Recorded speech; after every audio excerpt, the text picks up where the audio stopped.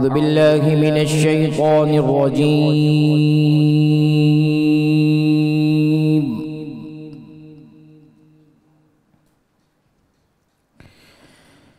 بسم الله الرحمن الرحيم.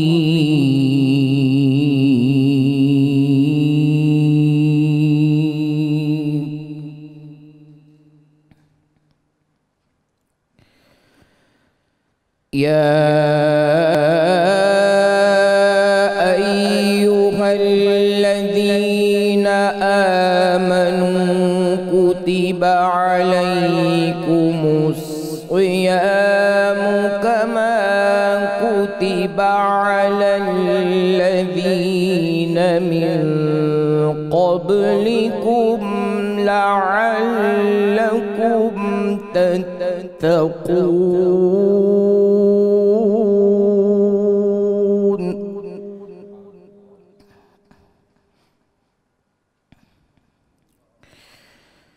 أياما معدودات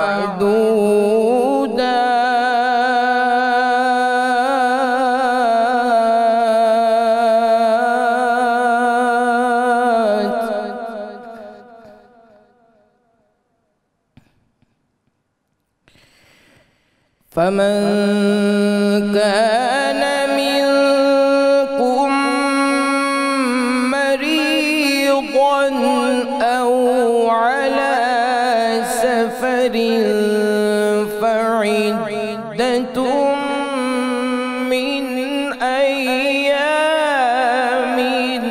أخر.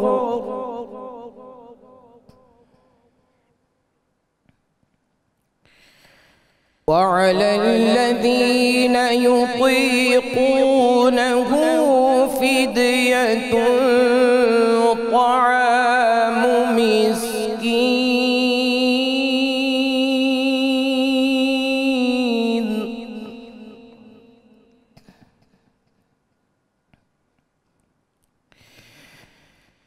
فمن تطوع خيرا فهو خير له، وأن تصوموا خير لكم إن كنتم تعلمون.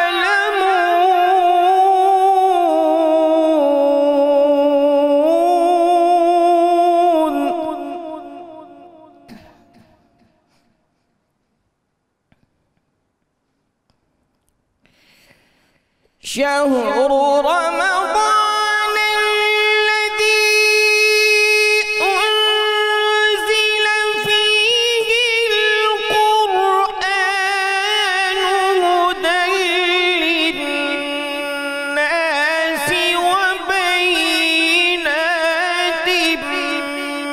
من الهدى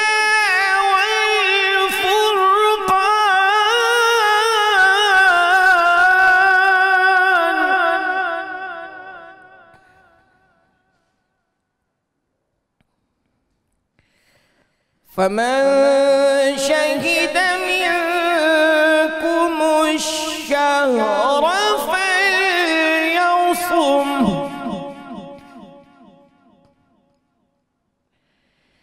ومن كان مريضا أو على سفر فعدة من أيام أخر.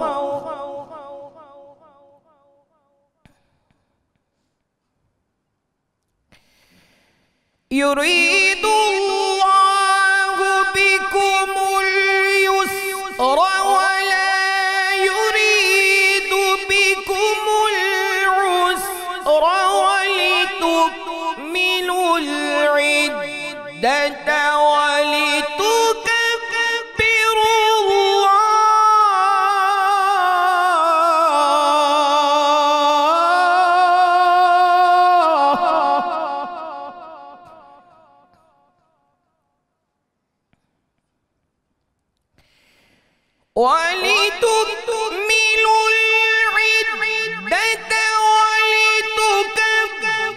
اللَّهَ عَلَىٰ مَا هَدَاكُمْ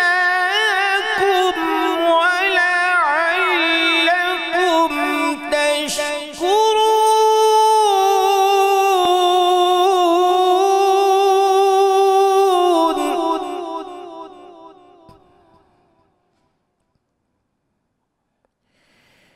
وَلِتُكْمِلُوا الْعِدَّةَ وَلِتُكَبِّرُوا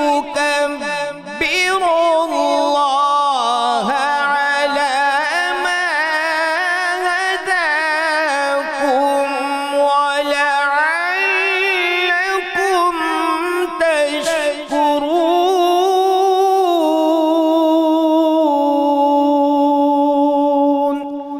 صدق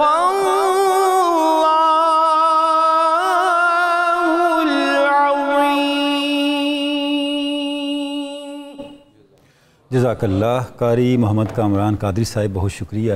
بسم اللہ الرحمن الرحیم۔ السلام علیکم ناظرین کرام، 92 نیوز چینل کی خصوصی سحری ٹرانسمیشن رحمت رمضان میں آپ کو خوش آمدید کہتے ہیں۔ ناظرین کرام، آج کی ٹرانسمیشن میں ہم جس موضوع پہ گفتگو کریں گے وہ ماہ رمضان کے حوالے سے اور ماہ رمضان میں روزے کی جو عبادت ہے اس کے حوالے سے ہمارے لیے بہت ہی اہم موضوع ہے۔ اس موضوع کے بارے میں گفتگو اور اس کی تفصیلات کا جاننا اتنا اہمیت کا حامل ہے کہ ہم نے جو روزے رکھے ہیں ان روزوں میں اگر کوئی نقص رہ گیا ہے، ان روزوں میں کوئی کمی رہ گئی ہے اور خدا نہ خواستہ خود روزہ ہی رہ گیا ہے تو اس سب کمی کا ازالہ کیسے ہو سکتا ہے۔ علماء اکرام ہمارے ساتھ موجود ہیں، ہم ان کے ساتھ اس موضوع پہ تفصیل سے بات کریں گے۔ تفصیل ہے فدیہ، کفارہ اور صدقہ فطر، اس کے احکام کیا ہیں، مسائل کیا ہیں اور کون سے سوالات ہیں جو بار بار پوچھے جاتے ہیں اور جن کے بارے میں جاننا بہت ضروری ہے تاکہ ہمارے روزوں میں کوئی نقص نہ رہ جائے، اور اس سے متعلقہ ماہ رمضان سے متعلقہ جو لازمی ضروری مالی پہلو ہیں، مالی ذمہ داریاں ہیں شریعت کی طرف سے ہم پر، ان کو ہم کیسے ادا کر کے ایک کامیابی کے ساتھ اور پورے فرض کی ادائیگی کے ساتھ اس ماہ مبارک کو رخصت کریں۔ ناظرین کرام، جو اس کی ٹیکنیکل تفصیلات ہیں ان پر ہم علماء کرام سے بات کریں گے۔ ایک دو ابتدائی باتیں میں آپ کی خدمت میں ضرور عرض کرنا چاہوں گا۔ اللہ رب العزت نے ارشاد فرمایا، یا ایھا الذین آمنوا کتب علیکم الصیام کما کتب علی الذین من قبلکم لعلکم تتقون، ایمان والو تم پر روزے فرض ہوئے جس طرح کہ تم سے پہلے لوگوں پر فرض ہوئے۔ مقصد کیا ہے؟ تمہیں تقوی مل جائے، تم متقی بن جاؤ۔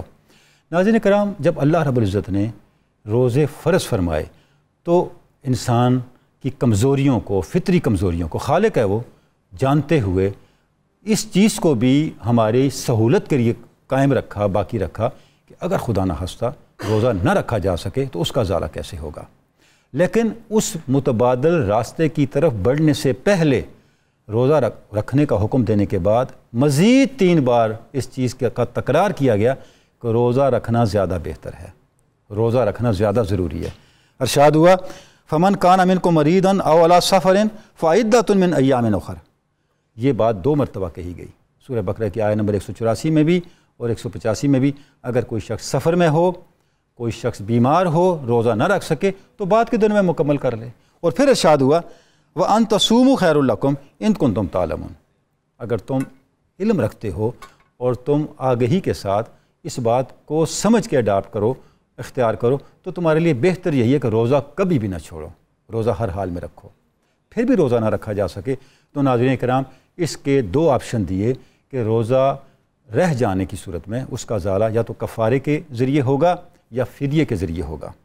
کب فدیہ دیا جائے گا اور کب کفارہ، اس کی تفصیلات ہم علماء کرام سے تفصیل کے ساتھ ناظرین کرام ڈسکس کریں گے۔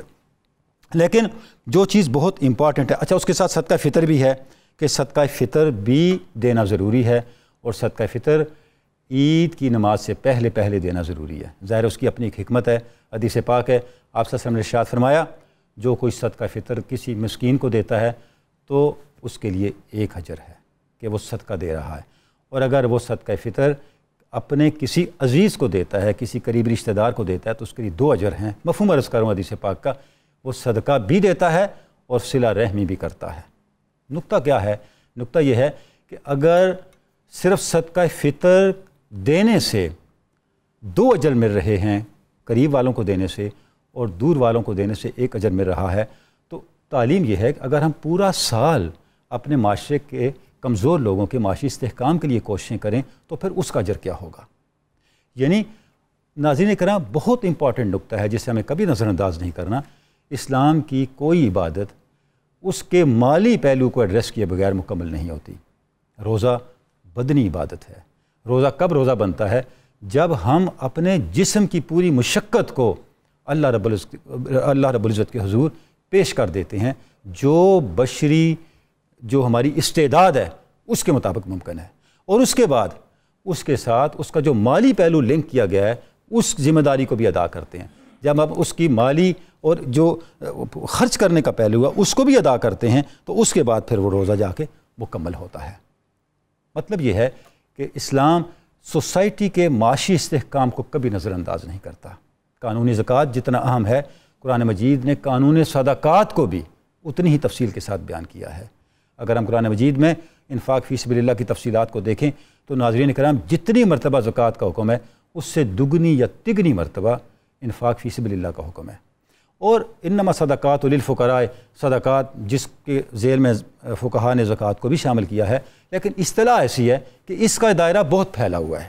یعنی انفاق فی سبیل اللہ میں جو کچھ بھی آپ خرچ کرتے ہیں اس کی جو کیٹیگریز بیان کی گئی ہیں، اس کے جو ایکسپینڈیچر ہیڈز ہیں وہ جو بیان کیے گئے ہیں 8، ناظرین کرام ان کو اگر ہم دیکھیں تو معاشرے کا کوئی فرد باقی نہیں بچتا جس کو معاشی سپورٹ کی ضرورت ہو اور شریعت نے اس کو ایڈریس نہ کیا ہو، اس کے ان معاشی مسائل کو فوکس نہ کیا ہو۔ مسافر ہوں، فی سبیل اللہ جہاد کرنے والے ہوں، علم کی خدمت کرنے والے ہوں، مقروض ہوں، غلام ہوں، خود اس سسٹم کا حصہ ہوں، یعنی انہوں نے زکوٰۃ و صدقات کے نظام کو چلانے کے لیے اپنی زندگیاں دے رکھی ہوں، کسی بھی کیٹیگری میں آتے ہوں، اللہ رب العزت نے قرآن مجید میں ان کو اس ضابطے کا حصہ بنا کے ہر وہ پہلو کور کر دیا ہے جہاں پہ ہمیں معاشی استحکام کی ضرورت ہے۔ ناظرین کرام، ماہ رمضان کا یہی میسج ہے کہ تزکیہ بدنی عبادت اور مالی عبادت کے بعد جا کے مکمل ہوتا ہے۔ عبادات درجہ کمال پہ بدنی عبادت اور مالی عبادت کے بعد جا کے پہنچتی ہیں۔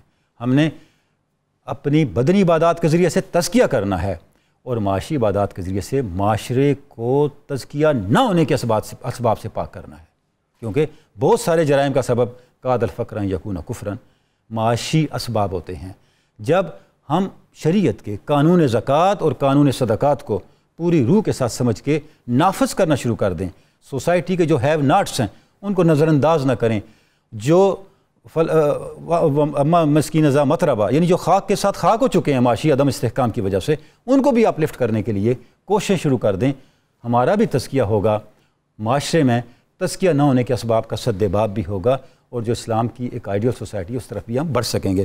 ناظرین کرام، ہماری خوش نصیبی آج ہمارے ساتھ وہ مہمانان گرامی موجود ہیں جو اس موضوع کی ٹیکنیکلٹیز کے بارے میں خوب دسترس رکھتے ہیں اور ان کے علم سے ہم استفادہ کریں گے۔ ہمارے ساتھ تشریف فرما ہیں پروفیسر محمد سعید احمد خان صاحب، ان کے ساتھ تشریف رکھتے ہیں علامہ محمد احمد برکاتی صاحب، ان کے ساتھ مفتی غلام یاسین نظامی صاحب، اور جناب شیر میاں داد خان قوال اور ان کے ہمنوا ہمارے نشریات کا حصہ ہیں، ہمارے پروگرام کا حصہ ہیں۔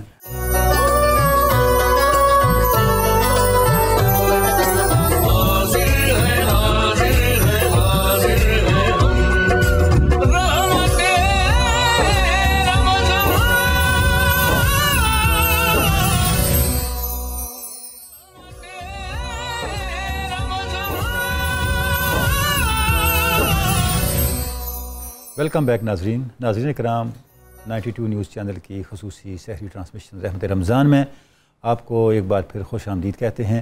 ہم گفتگو کر رہے ہیں روزے کا فدیہ، کفارہ اور صدقہ فطر، اس کے احکام اور مسائل۔ پروفیسر سعید خان صاحب آپ کی خدمت میں آتے ہیں۔ حضور یہ ارشاد فرمائیں کہ فدیہ کیا ہے اور روزے کا فدیہ کس طرح ادا کیا جاتا ہے؟ بسم اللہ الرحمن الرحیم، اللہم صلی علی محمد وعلی آل محمد وبارک وسلم۔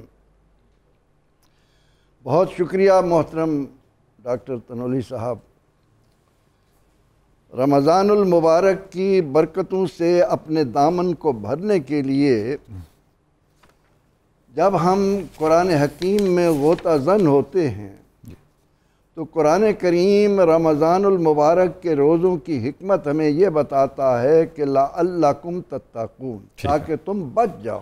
ٹھیک ہے، تقویٰ ہو تم بچ جاؤ۔ ٹھیک ہے، یہ نہیں کہ اللہ کی ضرورت ہے، وہ کامل و اکمل ہے، لیکن اللہ نے جو عبادات دی ہیں انما ہی اعمالکم احصیھا لکم، یہ جو تمہیں اعمال دیے گئے ہیں یہ تمہارے فوائد کے لیے ہیں۔ ٹھیک ہے، کتنی خوبصورت بات کی آپ نے شروع میں، رمضان المبارک شروع ہوا، ماہ مواسات آ گیا، سبحان اللہ سبحان اللہ، باہمی ہمدردی کے دروازے کھل گئے۔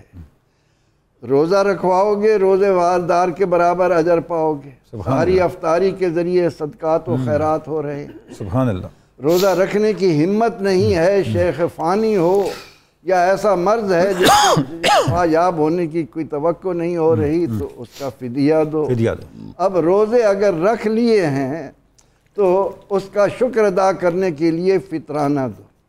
قدم قدم پر اگر روزہ جان بوجھ کر توڑا ہے تو اس کا کفارہ دو۔ ٹھیک ہے، اب یہ فدیہ، سحری و افطاری اور یہ کفارہ اور یہ صدقہ فطر، یہ کیا ہیں؟ انسانی سوسائٹی کو معاشی ناہمواریوں سے بچا کر فلاح کی راہ پر ڈالنا ہے۔ ٹھیک ہے، قرآن اعلان کر رہا ہے کہ وَأَنفِقُوا فِي سَبِيلِ اللَّهِ وَلَا تُلْقُوا بِأَيْدِيكُمْ إِلَى التَّهْلُكَةِ، سبحان اللہ سبحان اللہ، اللہ کی راہ میں خرچ کرو ٹھیک، اور اپنے آپ کو ہلاکت میں نہ ڈالو۔ اللہ اکبر، اس جملے میں جو ذی شعور انسان جتنا غور و فکر کرے گا اس کے سامنے معاشی بربادی کے سارے راز آتے چلے جائیں۔ سبحان اللہ، کیونکہ جس قوم میں اللہ کی راہ میں خرچ کرنے کا، اپنے ابنائے جنس کو سہولتیں دینے کا فکر نہیں ہوتی، ٹھیک ہے، وہاں ہوس زر انہو لحب الخیر کے مطابق انسان کو بربادی کی طرف لے جاتی ہے۔ پھر قرآن نے کیا کہا؟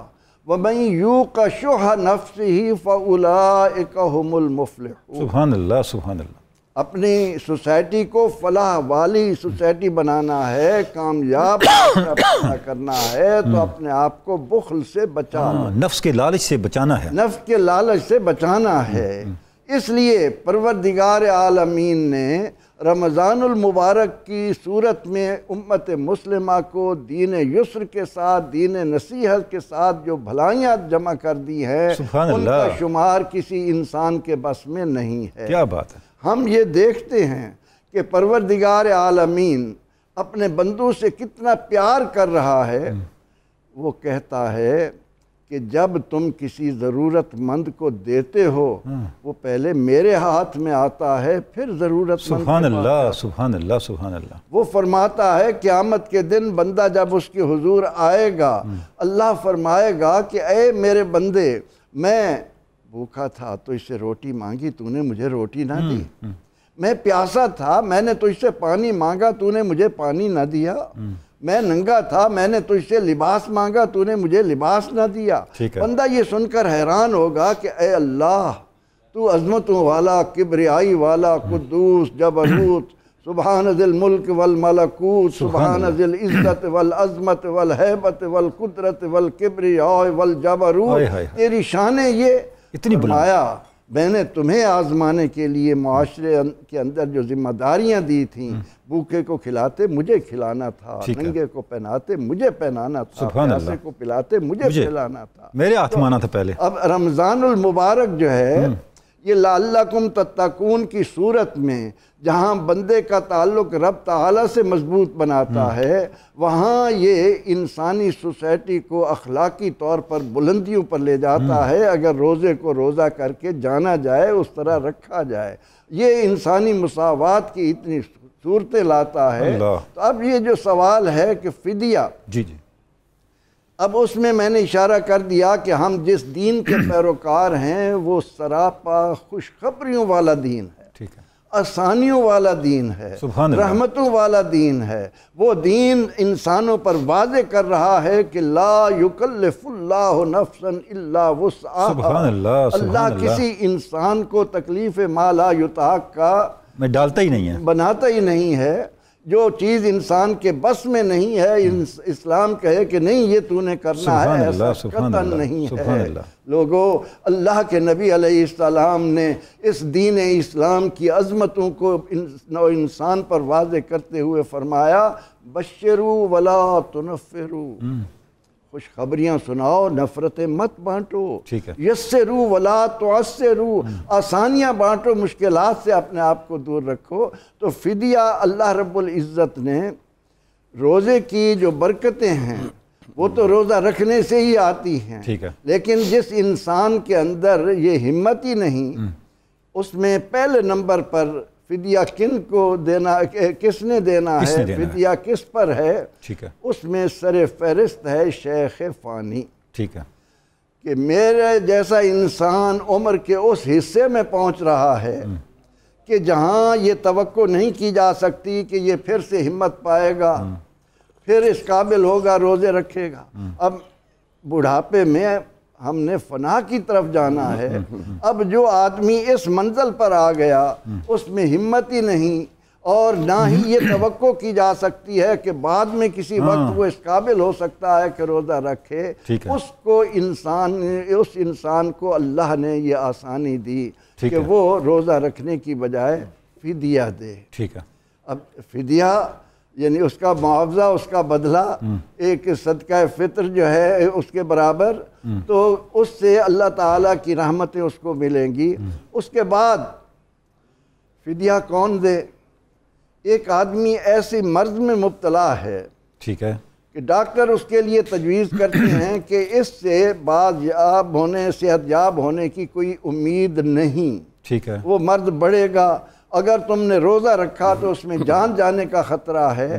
اس کو اجازت اس شرط کے ساتھ دی کہ فدیہ دے سکتا ہے، لیکن اگر بعد میں اچھا تندرست صحت بحال ہو جائے، اللہ تعالیٰ اس کی صحت بحال کر دے، ٹھیک، اس کا فدیہ دیا ہوا اپنی جگہ، اسے روزوں کی قضا کرنی ہوگی، روزے رکھنے ہوں گے، روزوں کے ذریعے نفس کی جو تزکیہ ہے اس کو کرنا ہوگا۔ تو فدیہ ہم اسلام میں انسانی فلاح و بہبود کا، انسانی معاشرت کو ہر طرح کی معاشی خرابیوں سے بچانے کا، حرص اور آز سے مال جمع کرنے سے بچانے کا، اللہ رب العزت نے اہل ایمان کو رمضان کی صورت میں یہ حکم دیا۔ سبحان اور اللہ نے اپنے محبوب علیہ السلام کو جو حکم دیا وہ کتنا پیارا ہے۔ فرمایا محبوب خذ من اموالہم صدقہ، اللہ اکبر، آپ اللہ ان کے مالوں میں سے صدقہ لیجئے، سبحان اللہ، تو تطہرہم بہا، آپ اس صدقے کے ذریعے انہیں طہارت کی منزلیں دے رہے ہیں، سبحان اللہ، سبحان اللہ، وتزکیہم، آپ اللہ نے آپ کو اس منزل پر فائز کیا ہے، آپ ان کا تزکیہ کر رہے ہیں، وصلی علیہم، ان کی نماز پڑھیے، ان صلاتک سکن لہم۔ تو آپ کی دعائیں ان کے لیے سکون ہی سکون ہے۔ انسانی سوسائٹی میں رمضان المبارک کا اللہ کی طرف سے معاشرے کے گرے پڑے افراد کے لیے ایک عظیم تحفہ ہے۔ سبحان اللہ، سبحان اللہ۔ علامہ محمد احمد برکاتی صاحب، ابتدائی گفتگو ہم نے کی فدیہ کے حوالے سے، تو جب فدیہ دینا پڑ جائے تو اس کی مقدار کیا ہوگی، کس صورت میں فدیہ ادا کیا جا سکتا ہے، اس پہ کچھ ارشاد فرمائیں۔ بسم اللہ الرحمن الرحیم۔ آج کا جو موضوع براہ راست ماہ صیام رمضان المبارک کے حوالے سے انتہائی اہمیت کا حامل ہے، اور اس میں جو ہم خاص طور پر ابھی پہلے سیشن میں فدیہ کے حوالے سے گفتگو کر رہے ہیں، جی جی، تو سب سے پہلے دیکھنا یہ ہے کہ فدیہ جو ہے وہ بذات خود ہے کیا۔ ٹھیک ہے، فدیہ یہ متبادل کو کہتے ہیں، کسی کے قائم مقام کو کہتے ہیں، جو کمپنسیٹ کرتا ہے، جی اصل نہیں ہے، اصل یہ نہیں ہے، اصل کا نائب ہے۔ یہ بڑی بنیادی بات ہے۔ جی جس طرح وضو کا نائب تیمم ہے، پانی اگر آ جائے تو اصل تیمم موجود ختم ہے تو پھر تیمم ختم نہیں ہے۔ آب رفت، آب آمد تیمم رفت۔ ٹھیک ہے، تو اب اس حوالے سے دیکھنا یہ ہے کہ متبادل بنانے کا یا فدیہ کا استعمال اللہ تعالیٰ نے قرآن مجید میں 14 مقامات پر کیا ہے۔ ٹھیک ہے، کسی بھی چیز کا فدیہ، حج کی صورت میں، رمضان المبارک کی صورت میں، بلکہ ایک مشہور و معروف، چونکہ عید الفطر کی آمد ہے تو ہم عید الاضحیٰ کے حوالے سے بات کر لیں۔ اللہ تعالیٰ فرماتا ہے وَفَدَيْنَاهُ بِذِبْحٍ عَظِيمٍ، ٹھیک ہے، ہم نے حضرت اسماعیل علیہ السلام کی جو قربانی تھی اس کا فدیہ ذبح عظیم کی صورت میں، اور وہ کیا تھا، وہ ایک جانور مینڈھا جس کو ذبح کرنا تھا، دمبا کہہ لیں، وہ جب زمین پر آیا تو اس کو ذبح کیا گیا، تو اصل تو قربانی تھی حضرت سیدنا اسماعیل علیہ السلام کی، تو اس کے متبادل کی صورت میں جو جانور ذبح کیا گیا اسے اللہ تعالیٰ نے فدیہ قرار دیا۔ تو اسی طرح رمضان المبارک بھی ہے۔ اب اس کے حوالے سے پہلا تو اللہ تعالیٰ نے جو رعایت کا عمل دیا ہے وہ فمن کان منکم مریضا او علی سفر، مریض کوئی بھی ہو، ہر ایک مریض فدیہ نہیں دے گا، مسافر کوئی بھی ہو وہ ہر وقت اس کا فدیہ دینے کے چکروں میں نہ پڑے، بلکہ ان کے لیے کہا فائدۃ من ایام اخر، دوسرے دنوں میں گنتی پوری کرو۔ اور اب اس کے بعد ابتداء وعلی الذین یطیقونہ، جو روزہ رکھنے کی چونکہ ابتدا تھی نا، یک لخت حکم نہیں دیا، بتدریج احکامات دیے، اس میں یہ کہا کہ جو طاقت رکھتے ہوں روزہ نہ رکھنا چاہیں تو وہ فدیہ دیں، اور اس کے بعد پھر اسے منسوخ کر دیا گیا کس صورت میں کہ جو مسافر ہیں، اب دیکھیے ایک مریض ہے ایک شخص، وہ ماہ سیام رمضان المبارک موسم گرما میں آیا، اب وہ مریض تو ہے لیکن بلڈ پریشر کا مریض ہے، یہ ایسے امراض ہیں جس میں وہ لانگ ٹائم وہ کھانے پینے سے دور نہیں رہ سکتا، تو اب رمضان المبارک آ گیا موسم گرما میں، تو موسم گرما میں جب 3:30 کے راؤنڈ اباؤٹ روزے کا ٹائم شروع ہوا اور 7:15 بجے تک چلا گیا، یہ کم و بیش 16 گھنٹے پر محیط ہوا، تو اب اس کے لیے جب موسم سرما آیا تو موسم سرما میں وہ 4:30 یا اس سے بھی آگے جا کر 5:30 بجے شروع ہوا، اور پھر اس کا اختتامیہ 5:15 بجے تک جا کر ہو گیا، اب وہ 12 گھنٹے سے بھی اس کا کم ہو گیا، فرمایا اب ان دنوں میں جا کے موسم بھی نرم ہوگا اور پھر اس کے بعد ٹائم بھی کم ہوگا، فَعِدَّةٌ مِّنْ أَيَّامٍ أُخَرَ، دوسرے دنوں میں گنتی پوری۔ علامہ صاحب آپ نے اتنا لطیف نقطہ بیان کیا، اب سمجھ آئی کہ یہ روٹیٹ کیوں کرتا ہے، رمضان، عید اور یہ اسلامی مہینے روٹیٹ کیوں کرتے ہیں، تاکہ کوئی بھی عبادت سے محروم نہ رہ جائے۔ سبحان اللہ۔ اور یہ پروفیسر صاحب نے بار بار بات کی تھی کہ یہ دین یسر ہے، اس کی بھی آپ سمجھ آئی۔ سبحان اللہ۔ اس کے بعد آگے دیکھتے ہیں ہم کہ پھر بھی اگر کوئی ایسا مریض ہے جو سردیوں گرمیوں کسی بھی حالت میں روزہ نبھانے پر قادر نہیں ہے، تو اسے کہا گیا کہ تم پھر اس کا فدیہ دیتے رہو، اور فدیہ کیا ہے، وہ ایک صدقہ فطر اس کے برابر ایک روزے کا بدل ہے، وہ فدیہ کہلائے گا، وہ مسکین کو دے دو جو اس کا حقدار ہے، اور اس کے مصارف جو ہیں وہی ہیں جو زکوٰۃ والے مصارف ہیں، ان کو دے دو تم، تو تمہاری طرف سے یہ نیابت کرے گا، اور اس کے بعد اگر کبھی اللہ تعالیٰ کرم نوازی فرما دے، چونکہ وہ جو چاہتا ہے یفعل اللہ ما یشاء، وہ کر لیتا ہے، اگر کسی مریض کو دوبارہ پاور دے دے، اب تمہارا یہ فدیہ دینا تمہارے لیے نفلی ہو جائے گا، اور اب جو تمہارا ٹائم ہے وہ دوبارہ روزہ رکھ لو۔ اچھا علامہ صاحب، آپ نے فرمایا فدیہ ایک صدقہ فطر ہوگا، یہ پھر سوال وہیں رہا، ہمیں تو یہ نہیں پتا صدقہ فطر کتنا ہوتا ہے، وہ انشاءاللہ جب سوال آئے گا تو واضح کریں گے۔ اچھا اس وقت واضح کریں گے تاکہ اماؤنٹ بھی لوگوں کو پتہ چل جائے کہ اماؤنٹ ہوتی کتنی ہے۔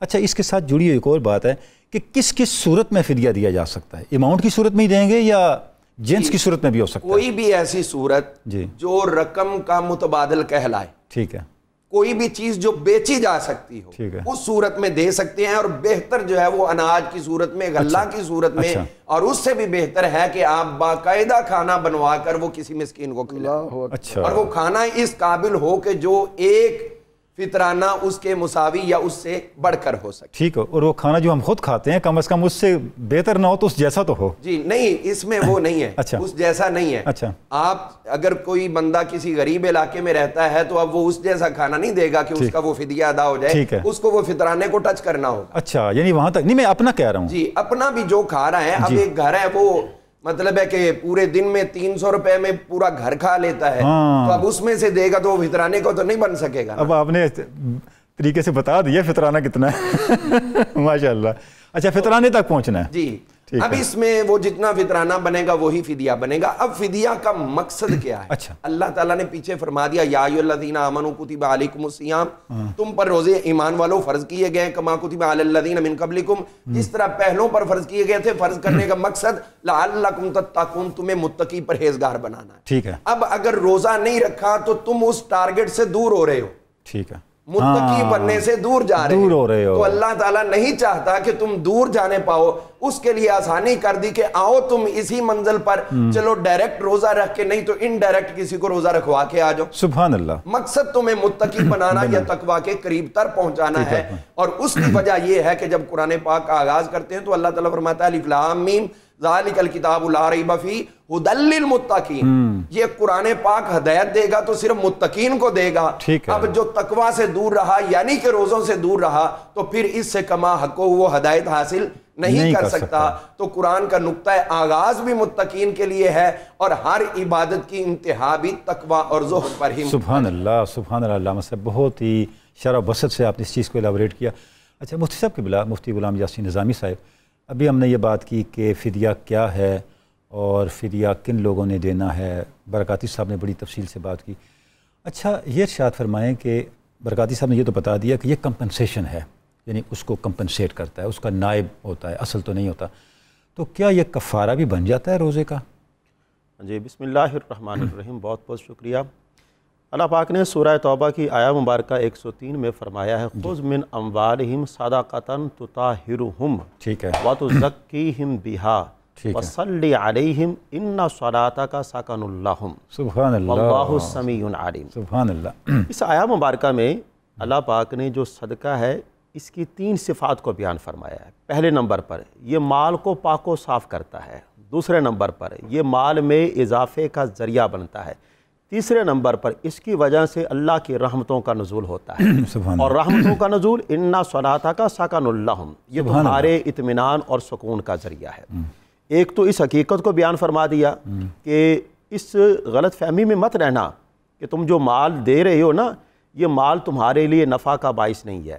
اچھا اس کانسیپٹ کو بھی دوسرے مقام پر کلیئر کر دیا، اور وہ کیا ہے، تمہارے پاس جو کچھ بھی ہے یہ تمہارا اپنا نہیں بلکہ ہمارا دیا ہوا ہے، سبحان اللہ، اور ہمارے دیے ہوئے میں سے تم نے خرچ کرنا ہے، اور خرچ کرنے کے فوائد جو ہیں وہ بھی بیان فرما دی ہیں۔ نبی معظم اصل میں اللہ پاک اس بات کو پسند فرماتا ہے کہ ہمارے دلوں سے بخل جو ہے وہ نکل جائے، ٹھیک ہے، سخاوت کا جذبہ پیدا ہو۔ یہ ماہ مبارک جسے ماہ صیام، ماہ مواسات، اور اس ماہ مبارک کا ایک نام ہے ماہ صدقات، سبحان اللہ، اس کے اندر زکوٰۃ اور صدقات کے دینے کا بہت زیادہ اہتمام کیا جاتا ہے، ٹھیک ہے، اسی وجہ سے اس نام کی نسبت سے اس میں زکوٰۃ کا عنصر بھی پایا جاتا ہے، اور ساتھ ہی ساتھ اس میں صدقات و خیرات کا عنصر بھی پایا جاتا ہے۔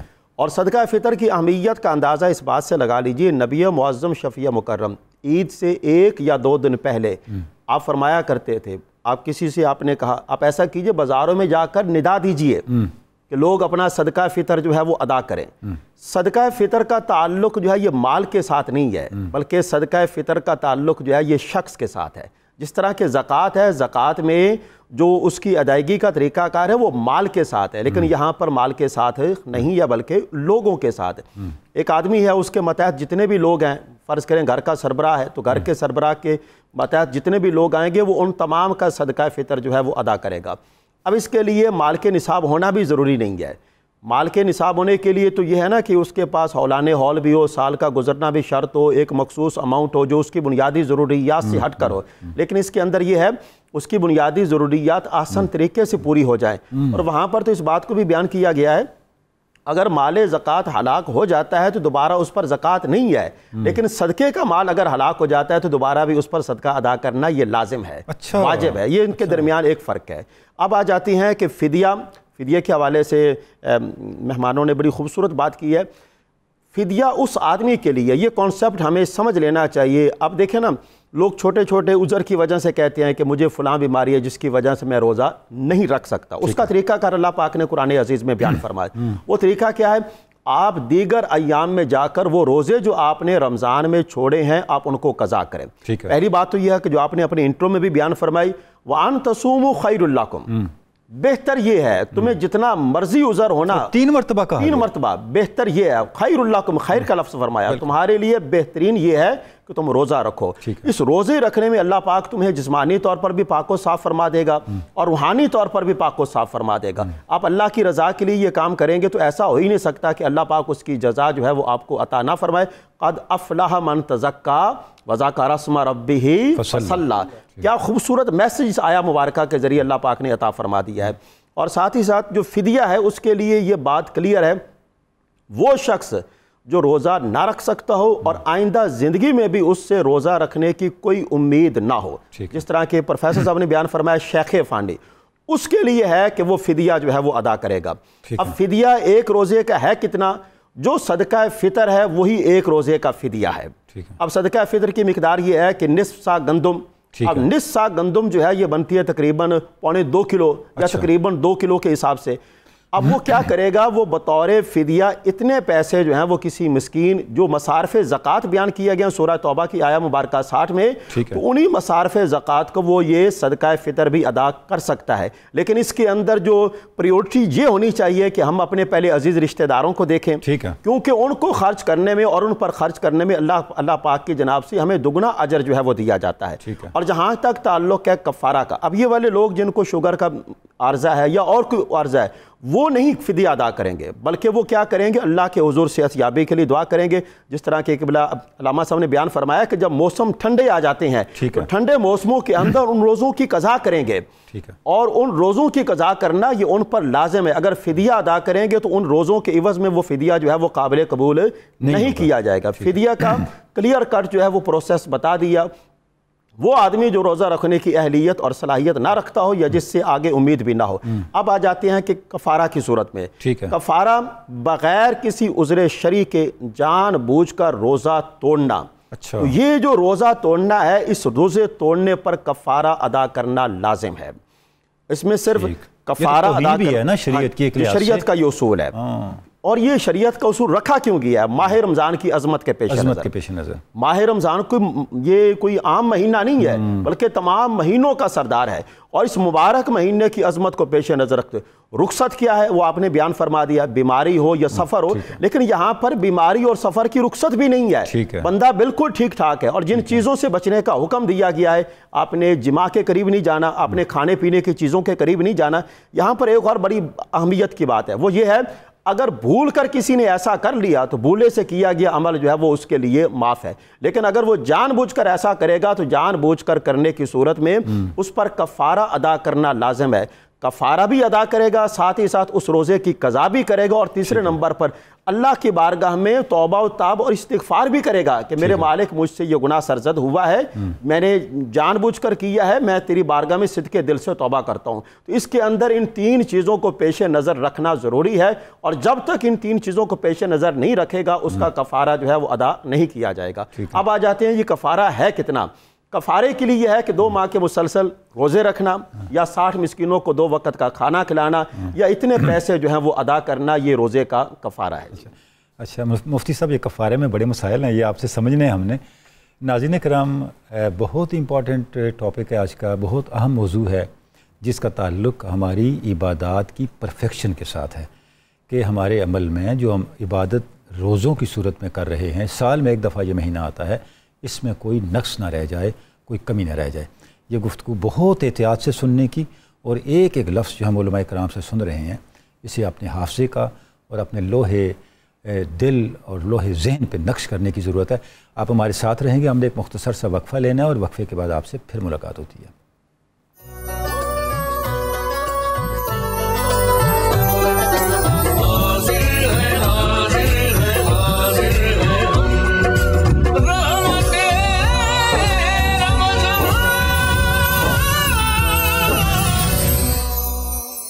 پروفیسر قبلہ، فدیہ جو دیتے ہیں، اگر کوئی شخص فدیہ دینے کی استطاعت نہ رکھتا ہو تو اس کے لیے پھر متبادل کیا ہے؟ ہمیں اس حقیقت کو سامنے رکھنا چاہیے کہ پروردگار عالمین نہ تو کسی پر ظلم کرتا ہے، ٹھیک ہے، اور نہ ہی وہ اپنے بندوں کو اپنی رحمت سے مایوس کرتا ہے، ٹھیک ہے۔ اب اس پروردگار عالمین نے ہمیں قرآن حکیم کی صورت میں اور اپنے حبیب مکرم صلی اللہ علیہ وسلم کی صورت میں جو اسوہ اور جو تعلیمات دی ہیں، ٹھیک ہے، ان کا خاصہ ہی یہ ہے کہ جو بات آپ کے اختیار میں نہیں ہے، جس پر آپ کی استطاعت نہیں ہے، وہ آپ سے تقاضا اس کا نہیں کیا جائے گا، ٹھیک ہے۔ اب صورتحال یہ ہے کہ ایک آدمی فدیہ نہیں دے سکتا، جی جی، اس کا معنی یہ ہے کہ وہ مالی استعداد نہیں رکھتا، ٹھیک ہے، وہ معاشرے کے ان افراد میں نہیں ہے کہ جس کے پاس اللہ تعالیٰ نے اتنا دیا ہے کہ اپنی ضروریات سے زائد وہ اللہ کی راہ میں آسانیاں بانٹ رہا ہے، تو اس پر لازم ہی نہیں، ٹھیک ہے، ایک آدمی فدیہ دے ہی نہیں سکتا، جی جی، اس کے پاس اتنی ہمت ہی نہیں، اس کے پاس وسائل ہی نہیں، وہ صاحب نصاب ہی نہیں، تو فدیہ نہیں دے سکا، اور اب اس نے روزہ بھی نہیں رکھا، ٹھیک ہے، یا تو وہ شیخ فانی ہے، اللہ رب العزت نے اسے عمر کے اس حصے میں رکھا ہے، یا ایسی مرض میں مبتلا ہے، جی، ان دونوں صورتوں میں بھی شریعت مطہرہ نے اس کے لیے سہولتیں رکھی ہیں، ٹھیک ہے، لیکن اگر شیخ فانی اسے اللہ تعالیٰ عمر کے کسی بھی حصے میں اس قابل بنا دیتا ہے جی اور جی، موسم بھی وہ ٹھنڈا پاتا ہے تو وہ ان کی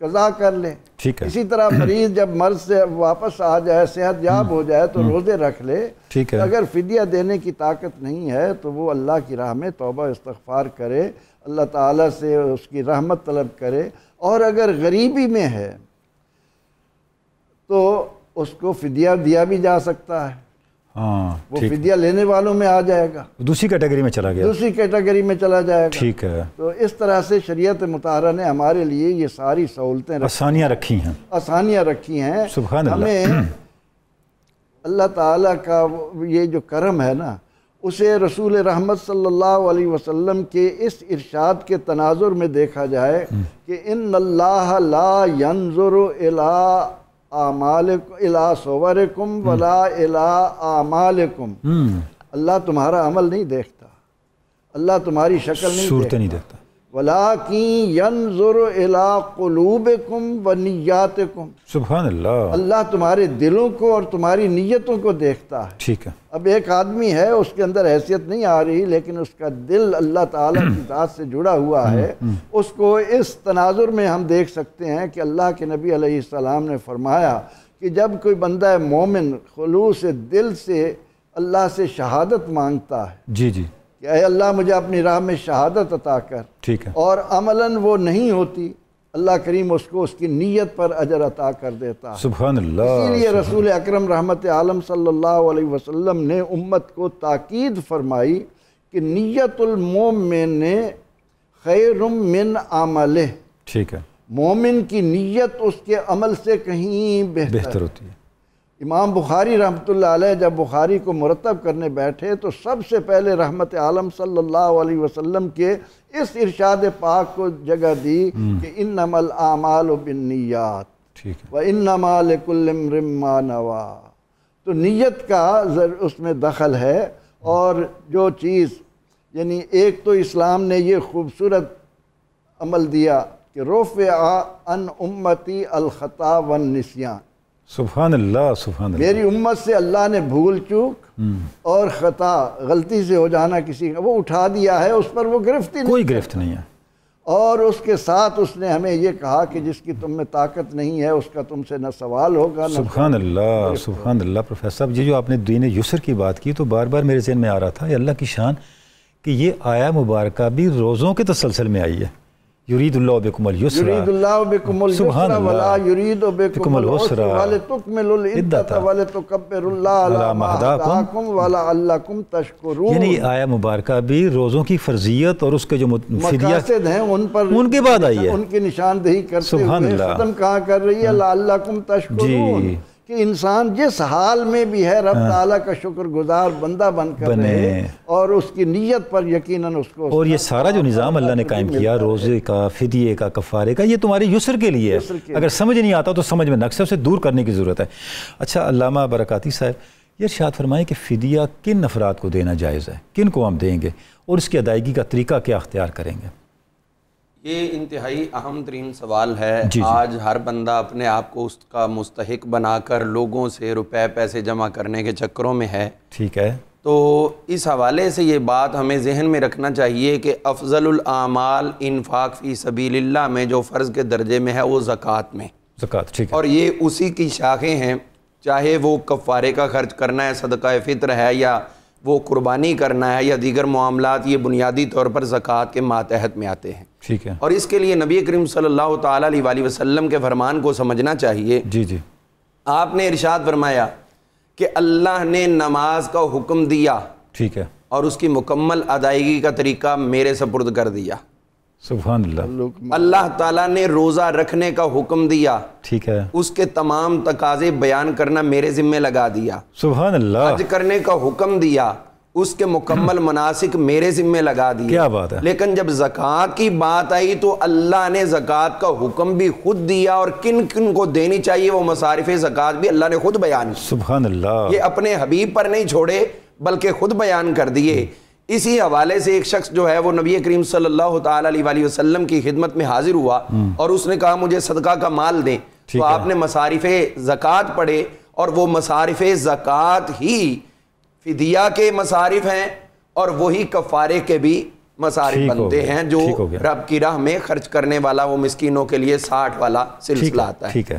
تو حضور صلی اللہ علیہ وسلم نے یہی آیہ مبارکہ اسے پڑھ کر سنائی، اور ایک ایک اس کی جو شک تھی اس سے آپ نے پوچھا کہ کیا تم یہ ہو، اس میں آتے ہو؟ انما الصدقات للفقراء، تو آپ نے فرمایا کیا تم فقیروں میں سے ہو؟ کہتا ہے نہیں۔ فرمایا والمساکین، کیا تم مسکینوں میں سے ہو؟ وہ کہتا ہے نہیں۔ آپ نے 8 مصارف زکوٰۃ پڑھی، انما الصدقات للفقراء والمساکین والعاملین علیہا والمؤلفۃ قلوبہم، یہ وہ ہیں وفی الرقاب والغارمین وفی سبیل اللہ وابن السبیل، یہ 8 مصارف پڑھے۔ ایک ایک پوچھا یہ ہو یہ ہو، اس نے کہا نہیں۔ تو آپ نے فرمایا جب رب نے تیرا حصہ نہیں رکھا تو میں تجھے کہاں سے؟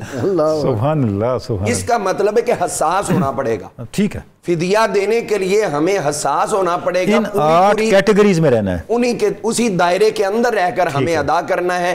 ہر کسی کو جانے انجانے میں نہیں پکڑا دینا کہ یہ ابھی میرے پاس آیا، گاڑی کھڑی کی، اس نے علامہ سوال کیا۔ صاحب جو آپ نے بات کی، اس سے ایک اور چیز بھی سامنے آئی، جو آپ نے کہا نا کہ ہر ایک کو نہیں پکڑا دینا، ان مصارف کو گننا ہے اس وقت۔ حضور نے اپنے اسوہ سے بتا دیا بالکل کہ بھئی آپ کس میں فعال کرتے ہو۔ جی، اور نبی کریم صلی اللہ علیہ وسلم نے یہ جو مصارف عطا کیے یہی فدیہ کے مصارف ہیں۔ ٹھیک ہے، اب آ گیا مسئلہ اس کی ادائیگی کا طریقہ کیسے ہو۔ ٹھیک ہے، تو اس کی ادائیگی میں وہی جو ہم عرض کر چکے ہیں فطرانہ، اور اس کے اندر کیا ہے، 1 سا کھجور یا جو یا اسی طرح کشمش ہے یا نصف سا گندم، اور یہ جدید طور پر کچھ احباب نے 1.25 کلو لکھا ہے، لیکن بعض نے وہ پرانے باٹ کو لے کر اسی کو 2.25 کلو بنایا ہے۔ ٹھیک ہے، اور وہ کہتے ہیں کہ 2.25 کلو مقصد کے میکسیمم آپ اتنا ادا کریں کہ زیادہ دیں گے تو آپ زیادہ اجر کے مستحق ہوں گے، لیکن اگر وہ کم ہوا تو پھر پکڑے جائیں گے، جواب دہ ہونا پڑے گا۔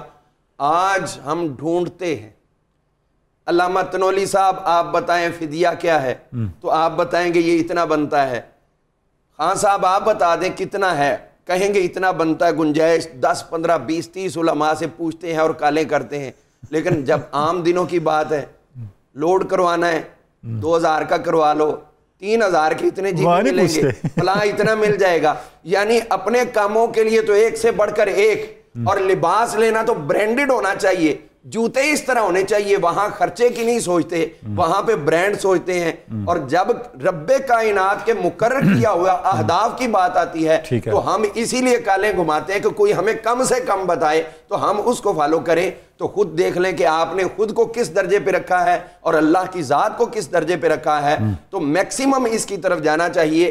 ادائیگی میں یہ جتنا ہم نے بتا دیا ہے یہ تو کم از کم ہے تو 2.25 کلو پہ آئیں، اس کا جتنا اچھا گورنمنٹ نے جو ریٹ دیا وہ گورنمنٹ نے تو ابھی اس گندم کا دیا جو آئی نہیں، ٹھیک ہے، جو ابھی آنی ہے گندم کاٹی جائے گی پھر وہ مارکیٹ میں آئے گی، اس کا ریٹ شو کیا، اور یہ تو لاسٹ ٹائم میں ریٹ زیادہ ہوتے ہیں، اور اب لوگ کیا کرتے ہیں وہ جو آنے والی گندم ہے اس کا ریٹ یہ فدیے میں یا فطرانے میں نکال رہے ہیں۔ تو ایسے نہیں چلتا، معاملہ یہ ہے کہ سکہ رائج الوقت، اور اس میں سے بھی آپ میکسیمم جتنا ادا کر سکیں وہی ادا کرنا چاہیے۔ اور اس کے لیے جن مصارف کی ہم نے بات کی ہے ان کو دیں، چاہے اعلانیہ دیں چاہے چھپا کر دیں، لیکن یہ دینا پڑے گا، اور دینے کے بعد ہی آپ اس درجے پہ پہنچیں گے جو لعلکم تتقون والا درجہ ہے۔ بہت خوب، بہت خوب، جی جی بسم اللہ۔ نبی کریم صلی اللہ تعالی علیہ وسلم نے اسی لیے اپنے صحابہ کرام رضوان اللہ علیہم مجمعین کو اس بات کی طرف نہ صرف بلایا، نہ صرف دعوت دی، بلکہ خوبصورت انداز میں اس مسئلہ کو واضح کیا۔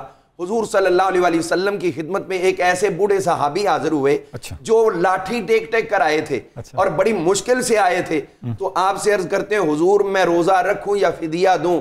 تو آپ نے فرمایا وہی بات وَأَن تَصُومُوا خَيْرٌ لَكُمْ، اگر خیر پانا چاہتے ہو تو جیسے بھی چاروں نہ چار روزہ رکھ لو، اور اگر نہیں رکھ سکتے تو نیت کر لو، چونکہ حضور علیہ السلام ان کی ایک تربیت کر چکے تھے، اور وہ کیا تھی؟ وہ جہاد کے حوالے سے سخت جان ہونا، ہر قسم کی آزمائشوں کو برداشت کرنا، ہر قسم کی سختیوں کو برداشت کرنا۔ تو حضور علیہ السلام نے پہلے لمحے اسے نہیں فرمایا کہ فدیہ دو، بلکہ پہلے ادھر ہی لے کر آئے ہیں کہ جسمانی طور پر ہی روزہ رکھو، اور روزہ جسمانی طور پر رکھنا تو بذات خود بہت سے امراض کے لیے دوا بھی ہوتا ہے، ٹھیک ہے، بہت سے امراض کے لیے شفا بھی ہوتا ہے، چاہے وہ روحانی ہو یا جسمانی ہو، روحانی ہو یا جسمانی، بلکہ جسمانی بھی ہوتے ہیں، بہت سے امراض اس کے ساتھ جو ہے وہ ختم ہوتے ہیں۔ تو اب اس میں حضور صلی اللہ علیہ وسلم نے اس کی خاموشی پہ پھر ارشاد فرمایا کہ اگر تم فدیہ ادا کرو تو یہ بھی اللہ کو تمہاری طرف سے قبول ہے۔ نبی کریم صلی اللہ تعالی علیہ وسلم نے کیوں اتنا زور دیا؟ سبحان اللہ، ہر عبادت پر زور دیا ہے، لیکن اس لیے زور دیا کہ آنے والے وقت میں ان روزوں کو کوئی غیر اہم سمجھ کر نظر انداز نہ کرنے پائے۔ ہر حال میں اگر روزہ نہیں رکھا تو فدیہ دو گے، روزے کا تصور تو ذہن میں رہے گا، سبحان اللہ، روزہ رکھنے کا خیال تو تمہارے ذہن میں رہے گا۔ اگر یہ بھی سہولت، لوگ سہل پسند نہ ہو جائیں، سہل پسند نہ ہو جائیں روزوں کو، چونکہ یہ ایک انسانی فطرت ہے، جس چیز کو یوٹیلائز کرنا چھوڑ دیا جائے آہستہ آہستہ وہ ذہن سے محو ہو جاتی ہے، وہ ختم ہو جاتی ہے۔ تو روزوں کا وجود حضور صلی اللہ علیہ وسلم نے اسی لیے برقرار رکھا کہ روزے رکھو یا روزوں کا فدیہ دو، قیامت والے دن جنت کا ایک دروازہ ہے جو روزہ دار کے لیے کھولا جائے گا، اور میں چاہتا ہوں کہ میری ساری امت اسی دروازے سے گزرتی ہوئی نظر آئے اور اسی دروازے سے وہ جنت کے اندر داخلے کی مستحق ہو۔ تو یقینی طور پر یہ فدیہ ادا کرنا، اور اس صورت میں ادا کرنا کہ آپ چاہے گندم دو، چاہے جو دو، چاہے کھجور دو، چاہے کشمش دو، یا ان کے پیسے دو، یا ان کے کھانے بنا کر دو، یہ ہر حال میں خود کو سمجھو کہ میں اگر فوج بارڈر پہ گئی ہے تو میری ڈیوٹی ادھر لگی ہے۔ اگر آپ کی اجازت ہو تو لائیو کالز لے لیں۔ ہاں لے لیں۔ جناب علی رضا صاحب ہیں پاک پتن سے۔ جی سر السلام علیکم۔ جی وعلیکم السلام۔ جی سر جی ہم نے یہ پوچھنا تھا اتحیات تو جو ہم دو رکعتاں پڑھتے ہیں ان میں اتحیات پڑھنے اگر جی ہوتا یا بھول جائیے دوبارہ پھر چار رکعتاں پڑھنی ہونی ہیں۔ ٹھیک ہے جی، علماء کرام سے پوچھ کے آپ کو عرض کرتے ہیں۔ جی جناب نسیم جکڑ صاحب ہیں دیپال پور سے۔ جی السلام علیکم جناب۔ نوری صاحب کیسے ہیں آپ؟ خیریت سے؟ جی الحمدللہ جناب الحمدللہ۔ جی ماشاءاللہ جی آپ کی نشریات بہت اچھی جا رہی ہے، ہماری فیملی بڑے شوق سے آپ کا پروگرام دیکھتے ہیں الحمدللہ۔ میرا سوال یہ ہے کہ جو صدقہ فطر ہے وہ ایک ہی بندے کو دیں یا اس کو 2 یا 3 بندوں پہ ڈیوائیڈ کر سکتے ہیں؟ جی بالکل ٹھیک ہے جی، پوچھ کے عرض کرتے ہیں علماء کرام سے آپ کے مسائل۔ بالکل ٹھیک ہے جناب۔ اچھا علامہ صاحب ابھی جو ڈسکشن ہو رہی تھی اس میں ایک چیز سامنے آئی کہ یہ جو لوگ بار بار پوچھتے ہیں 8-9 علماء سے پوچھتے ہیں، ایک پہلو تو آپ نے بتا دیا۔ اچھا اس میں ایک اور پہلو بھی ہے، میں چاہتا ہوں کہ ناظرین کے لیے بھی اور آپ کی خدمت میں عرض کر کے بھی رہنمائی مل جائے۔ ہمارے یہاں ایک پرسیپشن پائی جاتی ہے جو شریعت نے کہا ہے وہ کرنا ہے، مثلا 2 روپے دینے ہیں نا، یہ خیال ہے کہ 2.25 شاید دینا غلط ہے، یہ بھی ہے، اس لیے بھی لوگ بہت احتیاط کر رہے ہوتے ہیں۔ اور یہ مجھے چونکہ ذاتی طور پہ اس کا تجربہ ہوا ہے، کئی لوگوں نے اس طرح کیا، میں نے کہا اس طرح کیوں نہیں کیا؟ کہتے ہیں یہ تو لکھا ہوا ہے۔ یہ آپ کی طرف سے بھی میسج جانا چاہیے کہ زیادہ دینا مستحسن ہے، بالکل اس سے شریعت کی حد کی وائلیشن نہیں ہوتی۔ جی بالکل نہیں ہوتی، بالکل نہیں ہوتی۔ تو آپ جب زیادہ دیں گے تو بار بار نہ پوچھیں، اور زیادہ شریعت سے محبت کی نشانی ہے، بلکہ آپ کے جو ادائیگی کا عمل ہے اس میں کوئی نقص ہے تو وہ کور ہو جائے گا۔ تو جوابات بھی لے لیتے ہیں۔ جو ایک کوسچن تو جناب یہ آیا، ڈائریکٹ آج کے موضوع سے متعلق تو نہیں ہے لیکن ذرا لوگ دیکھتے ہیں تو پوچھنا چاہتے ہیں کہ نماز پڑھ رہے ہیں اور 2 رکعت پڑھنے کے بعد اتحیات پڑھنی ضروری تھی، انہیں یاد نہیں رہی، کھڑے ہو گئے، اب کیا وہ 4 رکعت یا 3 رکعت جو بھی پڑھ رہے ہیں ساری ریپیٹ کریں گے یا اس کا کوئی ازالہ ہے؟ اس میں اگر وہ کھڑے ہونے کے قریب ہیں تو اب وہ کھڑے ہو جائیں یا کھڑے ہو چکے ہیں تو نماز کو جاری رکھیں، واپس پلٹنے کی حاجت نہیں۔ جب وہ 3 رکعتوں والی نماز ہے یا 4 والی آخری تشہد میں بیٹھے اتحیات میں تو وہاں عبدہ و رسولہ پر پہنچ کر وہاں سجدہ سہو کریں گے، اور اس طرح وہ جو واجب رہ گیا تھا درمیانی اتحیات واجب تھا تو وہ ترک واجب کا جو سجدہ سہو کی صورت میں، بلکہ یہ بھی آج کے موضوع سے کہہ دیں کہ ترک واجب کی صورت میں یہ سجدہ سہو اس کا کفارہ بن جاتا ہے، کفارہ بن جائے گا۔ اچھا یہ بھی ارشاد فرما دیں، یہ چونکہ آپ کی جو گفتگو جاری تھی اس سے ساتھ ہی یہ متعلق ہے کہ صدقہ فطر جو دینا ہوتا ہے ایک ہی کو دینا ضروری ہے یا 2-3 احباب کو بھی دے سکتے ہیں؟ یہ اختیار ہے، لیکن اگر ایک ہی شخص زیادہ مستحق ہے تو اس کو آپ دیں، زیادہ سٹینڈ کریں، لیکن اگر آپ اس کو کئی لوگوں میں تقسیم کرتے ہیں تو شریعت نے اس سے بھی منع نہیں کیا، آپ تقسیم بھی کر سکتے ہیں۔ اور بعض کو ستوہ فطر اللہ کی توفیق سے ہوتا بھی اتنا زیادہ ہے تو پھر زیادہ لوگوں کو دے دیں۔ جی علامہ صاحب آپ کی طرف آتے ہیں۔ اچھا مفتی غلام یاسین نظامی صاحب، جو روزے کا کفارہ ہے یہ کن کن لوگوں پہ واجب ہوتا ہے؟ روزے کے کفارے کے واجب ہونے کے لیے پہلے کفارہ لازم ہونے کی شرائط جو ہیں وہ جان لی جائے نا، ٹھیک ہے، پھر مسئلہ آسان ہو جاتا ہے۔ ٹھیک ہے، نمبر 1، ادائے رمضان کی نیت سے اس نے روزہ رکھا ہو۔ ٹھیک ہے، دوسرے نمبر پر سحری اس نے کی ہو اور سحری کے وقت اس نے روزے رکھنے کی نیت بھی کی ہو۔ تیسرے نمبر پر وہ شرعی مسافر بھی نہ ہو۔ چوتھے نمبر پر اسے کوئی بیماری کا عذر بھی نہ ہو۔ ٹھیک ہے، اب پانچویں نمبر پر یہ ہے، ان تمام چیزوں کے باوجود پھر وہ جان بوجھ کر روزہ توڑ دے تو اس پر کفارہ لازم ہے۔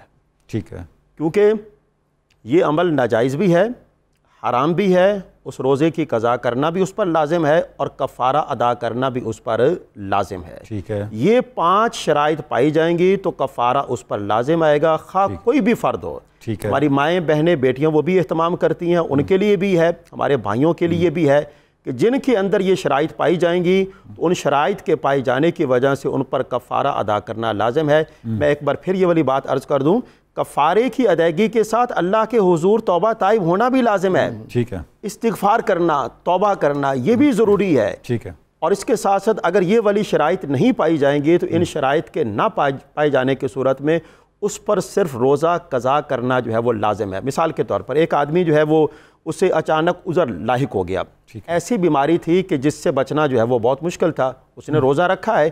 اب کیا کیا جائے گا؟ ہمارا دین جو ہے وہ کہتا ہے کہ اب ایسی صورت میں جان کا بچانا جو ہے وہ فرض ہے، آپ روزے کو توڑ دیجئے اور اپنی جان کو بچا لیجئے۔ اب یہ والا جو روزہ جو آپ نے توڑا ہے، اب آپ کیا کریں گے؟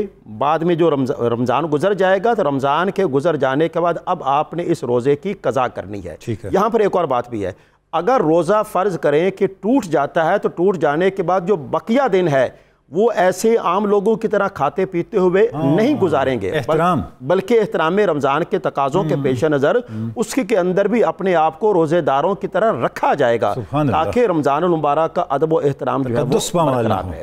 اور یہاں پر ڈاکٹر صاحب ایک اور بات بڑی اہمیت کی حامل ہے جس کی طرف نا ہماری توجہ ہونی چاہیے، وہ یہ ہے کہ یہ جو ہم سے مانگتے ہیں جی ہمیں دے دیجئے اور ہم ان کو نہیں دیتے، سائلین آتے ہیں آپ کے پاس مانگتے ہیں، ہم ان کو نہیں دیتے، تو اس حوالے سے عرض یہ ہے کہ ان کو دینا ہم پر لازم نہیں ہے۔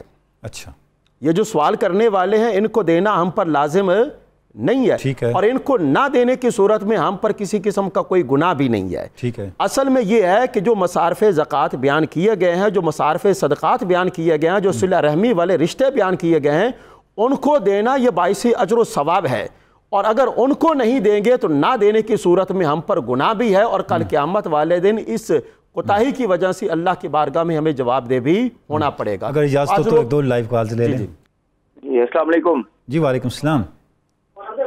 سر جی میرا سوال یہ ہے کہ اگر روزہ رکھنے سے پہلے تراویح پڑھنی لازمی ہے، اور نمبر 2 ایک سوال اور ہے، اب جیسے روزے چل رہے ہیں، کچھ لوگ کہتے ہیں کہ روزہ یہ مطلب ایک دن چاند جو تھا پہلے دن کا نہیں تھا، دوسرے دن کا لگ رہا تھا۔ ٹھیک، دونوں سوالات آپ کی سمجھ آ گئے جی، ان کا جواب لیتے ہیں علماء کرام سے، آپ کو عرض کر دیں۔ ہمارے ساتھ ایک اور کالر ہیں، جی آصف صاحب۔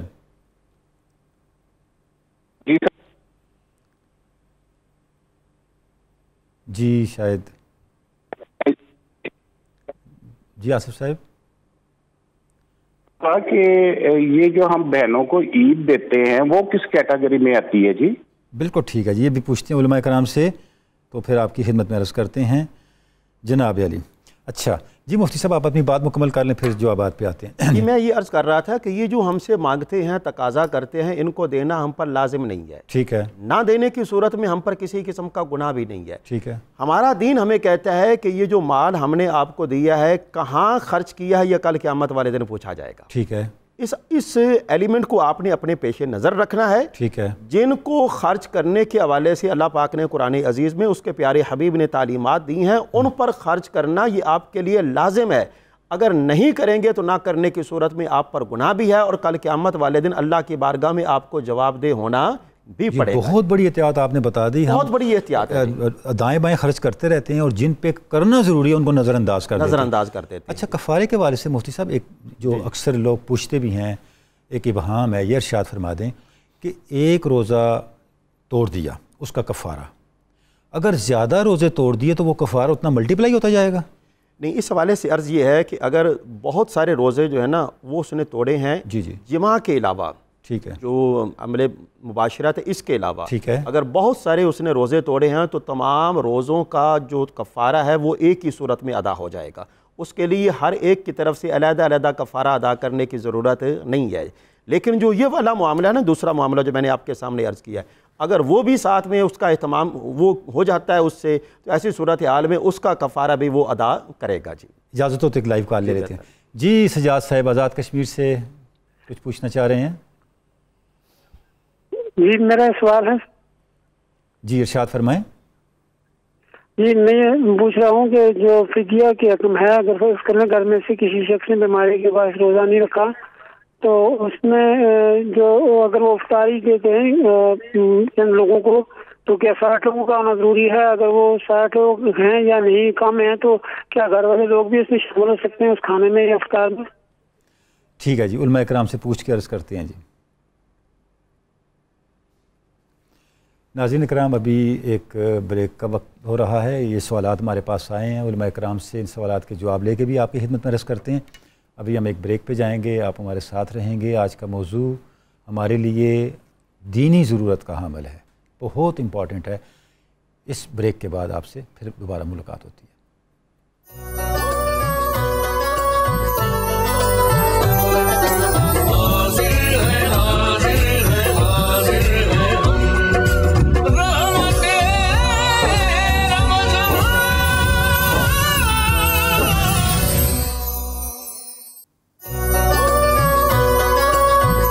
ویلکم بیک ناظرین کرام، 92 نیوز چینل کی خصوصی سحری ٹرانسمیشن رحمت رمضان میں آپ کو بار دیگر خوش آمدید کہتے ہیں۔ فدیہ، کفارہ اور صدقہ فطر، اس کے مسائل کیا ہیں اور ان امور سے متعلق شریعت کے احکام کیا ہیں، اس پہ گفتگو جاری ہے۔ پہلے جوابات لے لیتے ہیں جو ناظرین کی طرف سے ہے۔ پروفیسر صاحب، یہ لاہور سے جاوید صاحب کا کوسچن تھا کہ روزہ رکھنے کے لیے کیا تراویح ضروری ہے؟ تراویح رات کا قیام ہے، جی اور روزہ اس سے الگ ہے، ٹھیک ہے، لیکن روزے کو روزہ بنانے کے لیے سرور دو جہاں صلی اللہ علیہ وسلم نے جو انداز عطا فرمایا کہ آپ نے رمضان کے چند دنوں میں جب صحابہ کرام رضوان اللہ علیہ مجمعین کے ساتھ قیام کیا تو سحری تک کا لمبا ہو گیا، ٹھیک ہے۔ یہ منحصر ہے کہ کیا ہم اللہ کے حضور سجدے کو اہمیت دیتے ہیں؟ ٹھیک ہے۔ بندہ جتنا سجدے کی بدولت اللہ سے قریب ہوتا ہے اور کسی بات سے نہیں ہوتا، ٹھیک ہے۔ تو اس لیے تراویح کو نبی اکرم رحمت عالم صلی اللہ علیہ وسلم نے روزے کا حصہ نہیں بنایا، ٹھیک ہے، لیکن اس میں حکم دیا کہ جب تمہارے پاس رمضان آئے سومو نہارا وقوموا لیالیہا، اس کی راتوں میں قیام کرو، دن میں روزہ رکھو۔ سبحان اللہ۔ تو آقا علیہ السلام کا چونکہ حکم ہے کہ قیام کرو، اس سے غفلت نہیں ہونی چاہیے، لیکن اگر کوئی کسی وجہ سے شریک نہیں ہو سکا، تراویح نہیں پڑھی، تو روزہ نہیں چھوڑنا چاہیے، روزے پہ اثر نہیں پڑے گا۔ اچھا، اس سے متعلق انہوں نے ایک اور کوسچن بھی کیا تھا کہ بعض اوقات ایسے ہوتا ہے کہ یہ جو رمضان کا چاند طلوع ہوا تو شک پڑ جاتا ہے یہ تو دوسرے دن کا چاند دیکھا جی، تو ہمارے روزوں پہ تو اثر نہیں پڑے گا؟ یہ ذمہ داری آتی ہے ان ذمہ داروں پر، ارباب اختیار پہ ہے، ارباب اختیار پر۔ آپ نے تو اگر انہوں نے قوم کا روزہ کا نقصان کیا ہے تو اس کا وبال انہی پر ہوگا، اس لیے ہمیں آپ نے لا آف دی لینڈ کو فالو کرنا ہے، اپنے اتحاد کو پارا پارا نہیں، بالکل ٹھیک ہے۔ علامہ برکاتی صاحب آزاد کشمیر سے محمد سجاد صاحب کا کوسچن تھا کہ جو فدیہ کی رقم ہم دیتے ہیں، دو باتیں انہوں نے پوچھی ہیں، ایسے لوگوں پہ خرچ کر رہے ہیں جو روزہ نہیں رکھ رہے، کیا یہ درست ہے؟ اور دوسری بات، لوگ تھوڑے ہیں، فدیہ کی رقم زیادہ ہے، تو اس کے خرچ کرنے پہ یا کھانا وغیرہ انہوں نے بنایا، اس میں گھر والے بھی شامل ہو سکتے ہیں؟ جی، اس میں پہلی بات تو یہ ہے کہ جو سوال اس طرح کا ہے کہ جس کو ہم دے رہے ہیں اس کی پوزیشن کیا ہے، ٹھیک ہے۔ آپ نے اس کا روزہ، اس کی نماز اور اس کی باقی عبادات کو نہیں دیکھنا، آپ نے صرف یہ دیکھنا ہے کہ یہ ان مصارف کے اندر آتا ہے یا نہیں۔ ٹھیک ہے. اگر وہ ان 8 مصارف میں سے کسی میں ہے تو پھر آپ اس کو دے دیں. باقی نماز کا پڑھنا نہ پڑھنا، روزے کا رکھنا نہ رکھنا، وہ اس کا اور اللہ تعالیٰ کا معاملہ ہے. ٹھیک ہو گیا. نمبر 1 تو یہ ہو گیا. نمبر 2، اگر رقم زیادہ ہے فدیے کی اور لوگ کم ہیں تو آپ کو یہ اختیار ہے. ہاں اگر وہ اتنی زیادہ ہے کہ کسی کو آپ یکمشت دیتے ہیں اور وہ دینے کی وجہ سے وہ تونگر ہو جاتا ہے، وہ اغنیا میں آ جاتا ہے، تو آپ کو چاہیے کہ پھر تھوڑی تھوڑی کر کے سب کو بانٹ دیں. لیکن اگر اس کیٹیگری کے قریب وہ پہنچتا ہے اور آپ کو یہ لگتا ہے کہ یہ میرے اس طرح دینے سے اس کے آنے والی زندگی اچھی ہو جائے گی، کیونکہ کئی لوگ جو ہوتے ہیں وہ مجبوراً لوگوں سے سوال کر رہے ہوتے ہیں، تو وہ اس قابل ہوتے ہیں کہ ان کو دوبارہ سٹینڈ کیا جائے، ان کے کاروبار یا جو بھی معاملات ہیں اس کو بلڈ اپ کرنے میں تعاون کیا جائے، تو پھر یہ ہماری اس صورت میں کفارے کی ادائیگی جو ہے فدیے کی صورت میں ہو، خواہ وہ کفارے کی صورت میں ہو، خواہ فطرانے کی صورت میں ہو، تو یہ اس کے لیے بہترین ہوگی. اور اگر وہ اس سے اوپر نکلتے ہیں تو پھر اتنا دے جہاں وہ ٹچ کریں، اس کے بعد باقی دوسروں میں بات. مفتی صاحب قبلہ، یہ کوسچن ہمارے پاس آیا ہے آصف صاحب کا کہ جو ہم بہنوں کو عید دیتے ہیں، کیا یہ بھی ان تینوں کیٹیگریز میں سے کسی میں فال کرتا ہے؟ جی بالکل کرتا ہے جی. یعنی فدیہ، کفارہ، زکوٰۃ، فدیہ، یہ چیزیں جو ہے نا وہ آپ اپنی بہنوں کو بھی دے سکتے ہیں، عید کے طور پہ بھی دے سکتے ہیں. ہاں جی. لیکن اس کے اندر جو سب سے بڑا سوال جو پوچھا جاتا ہے وہ یہ ہے، کیا ان کو دیتے وقت یہ بتانا ضروری ہے کہ یہ زکوٰۃ کے پیسے ہیں یا صدقہ فطر کے ہیں یا کفارہ کے ہیں؟ یہ ضروری نہیں ہے. بتانا ضروری نہیں ہے، یہ ضروری نہیں ہے، کیونکہ اعمال کا دار و مدار نیتوں پر ہے. یعنی اگلے کی عزت نفس کا بھی لحاظ رہے. ظاہر سی بات ہے، آپ کے بہنیں ہیں، آپ کے بھائی ہیں، دین نے عزت نفس کو ہر مقام پر ملحوظ خاطر رکھا. اور نہ بتانے سے دینے والے کے فرض کی ادائیگی میں نقص نہیں آئے گا. نقص نہیں آئے گا، بلکہ اللہ پاک اس کی وجہ سے اسے اور زیادہ. یہ بھی ایک بڑا مغالطہ ہے جو آج آپ نے دور کیا ہے. بشرطے کہ وہ بہنیں اس کیٹیگری میں آتی ہوں. اور اگر نہیں آتی تو پھر نہیں. جیسے ہم ویسے عیدیں دیتے ہیں وہ نہیں ہوگا. وہ جو سورہ توبہ کی آیہ مبارکہ 60 ہے نا، بطور خاص میں ناظرین کے سامنے عرض کرنا چاہوں گا. سورہ توبہ کی آیہ مبارکہ 60 جس میں زکوٰۃ کے 8 مصارف بیان کیے گئے ہیں. ان 8 مصارف میں جو ترتیب بیان کی گئی ہے نا، سب سے پہلے آپ نے اس ترتیب کو فالو کرنا ہے. ٹھیک ہے. یعنی جو ترتیب یہ اللہ پاک نے اسی ترتیب کو رکھا ہے، تو ہمیں اس ترتیب کو ملحوظ خاطر رکھتے ہوئے سب سے پہلے اول خیش بعد درویش، پہلے ہمیں چاہیے کہ اپنے بہن بھائیوں کو دیکھ لیں. دوسرے نمبر پر یہ ترتیب قرآن عزیز کی سورہ آل عمران کے اندر بھی بیان کی گئی ہے. پھر اپنے عزیز رشتہ داروں کو دیکھیں. پھر تیسرے نمبر پر یہ ہے کہ اپنے ہمسایوں کو دیکھیں. یہ 3 چیزیں دیکھنا جو ہے وہ بہت ضروری ہے. ماں باپ جو ہیں ان کو نہیں دی جا سکتی، کیونکہ ماں باپ کی خدمت کرنا اولاد پر لازم ہے، اور اولاد کو نہیں دی جا سکتی کیونکہ اولاد کی کفالت کرنا یہ مرد پر لازم ہے. اچھا، ایک اور کوسچن آیا ہے کہ کسی نے فطرانہ دینا ہے 4000 روپے مثلا، اس نے 3500 دے دیا، 3800 دے دیا، کیا ادا ہو گیا کہ نہیں ہوا؟ نہیں، اس کے لیے جتنی رقم مختص کی گئی بھی، علامہ صاحب نے بڑی خوبصورت بات زیادہ ہو کم نہ ہو، کم نہیں ہونی چاہیے. صحیح، ظاہر سی بات ہے، اگر کم ہوگی تو اللہ کی بارگاہ میں باز پرس کی جائے گی، زیادہ ہو جائے گی تو ساتھ ہی ساتھ وہ فطرانہ بھی ادا ہو جائے گا، اور جو اس سے اوپر ہے وہ اس سے اوپر اللہ پاک کا صدقہ جو ہے وہ اپنی بارگاہ میں. اچھا، کیا ہم یہ کہہ سکتے ہیں کہ جو کم اس نے دی وہ ادا ہو گئی، باقی رہ گئی، یا ساری اس پہ واجب ہے ابھی؟ نہیں، جو باقی رہ گئی ہے وہ اس پر لازم ہے. فرض کریں کہ 4000 تھی، 4000 میں سے 3500 اس نے دے دیا، بقیہ 500 روپے رہ گئی تھی. اب ان 500 روپے کا ادا کرنا جو ہے وہ اس پر لازم ہے. کیونکہ ڈاکٹر صاحب یہاں پر ایک اور بات بھی ہے. ایک بات سامنے رکھی جائے، ایک شخص نے فطرانہ دیا کشمش کے طور پر، ٹھیک ہے، وہ زیادہ بن گیا، ٹھیک ہے. اب جب دینے لگا اس میں کمی آ گئی، نیت تو اس نے کی تھی، ٹھیک ہے، لیکن اگر وہ گندم کے لحاظ سے مکمل ہو جاتا ہے، یعنی جو منیمم لیول پہ پورا ہے تو پھر بھی ادا ہو جائے گا، چاہے اس کی حیثیت کے لحاظ سے زیادہ مقدار فرض تھی. لیکن یہ بھی دین کا احسان ہے کہ اگر وہ کم کیٹیگری میں آ کے پورا ہو رہا ہے تو ہو جائے گا. اگر گندم کے اعتبار سے یعنی جو منیمم لیول ہے جی اس کے اعتبار سے ہوا ہے تو پھر وہ صورتحال ہوگی، پھر پورا ہو جائے گا. بہت اچھا، بہت اچھا. اچھا پروفیسر صاحب، یہ کفارے پہ بات ہو رہی ہے تو اس کی شرعی مقدار ذرا ڈیفائن کر دیں تاکہ ناظرین اس پہ بھی آگاہ ہو جائیں کہ کفارے کی شرعی مقدار کیا ہے. حضور نبی اکرم رحمت عالم صلی اللہ تعالی علیہ وبارک وسلم نے اس کفارے کی ادائیگی کے لیے جو ترتیب دی ہے جناب، اس ترتیب کو ہم نے سامنے رکھنا ہے. اب اس ترتیب میں پہلے نمبر پر ہے العتق، 3 غلام آزاد کرنا. ٹھیک ہے. اب غلاموں کا رواج نہیں ہے، ٹھیک ہے، ہم کیا کریں؟ ٹھیک ہے. لیکن غلام آزاد کرنے کا جب موقع نہیں ہے تو اس کے بعد پھر ہم نے دیکھنا ہے 2 مہینے مسلسل روزے رکھنا. ٹھیک ہے. متتابعین، شہرین متتابعین، ٹھیک ہے، اور اس میں بھی فقہا نے ہمارے سامنے ایک زبردست بات رکھی ہے کہ ایک آدمی نے جان بوجھ کر روزہ توڑا، ٹھیک ہے، اس پر اس کا کفارہ لازم ہو گیا، ٹھیک ہے، اب وہ کفارہ جو ہے وہ روزوں کی صورت میں دے رہا ہے، جی، اب اس نے مسلسل 2 ماہ رکھنے ہیں، ٹھیک ہے، لیکن اگر اس نے یہ کیا کہ 5 روزے مسلسل رکھے، پھر وقفہ کر لیا، پھر تھوڑے رکھے، یہ وقفہ نہیں چلے گا، متتابعین میں نہیں آئے گا نا، اگر وقفہ کرے گا پھر اس کو نئے سرے سے 2 مہینے کی رکھنے پڑیں گے۔ اللہ رب العزت نے اپنے فضل و کرم سے ہمیں اس راہ پر چلایا ہے کہ ہم ایسا کریں ہی نہ، اپنے آپ کو اس سے بچائیں، یعنی کفارہ یک وقت ازالہ بھی ہے اور سزا بھی ہے، سزا بھی ہے، سزا بھی ہے، دونوں طرح، اور اگر پھر روزے نہیں رکھ سکتا ٹھیک ہے، تو پھر یہ ہے کہ 60 مسکینوں کو کھانا کھلائے، اس ترتیب کے ساتھ روزوں کو ادا کرے۔ ٹھیک ہے، اور یہاں پر ایک بات عرض کروں،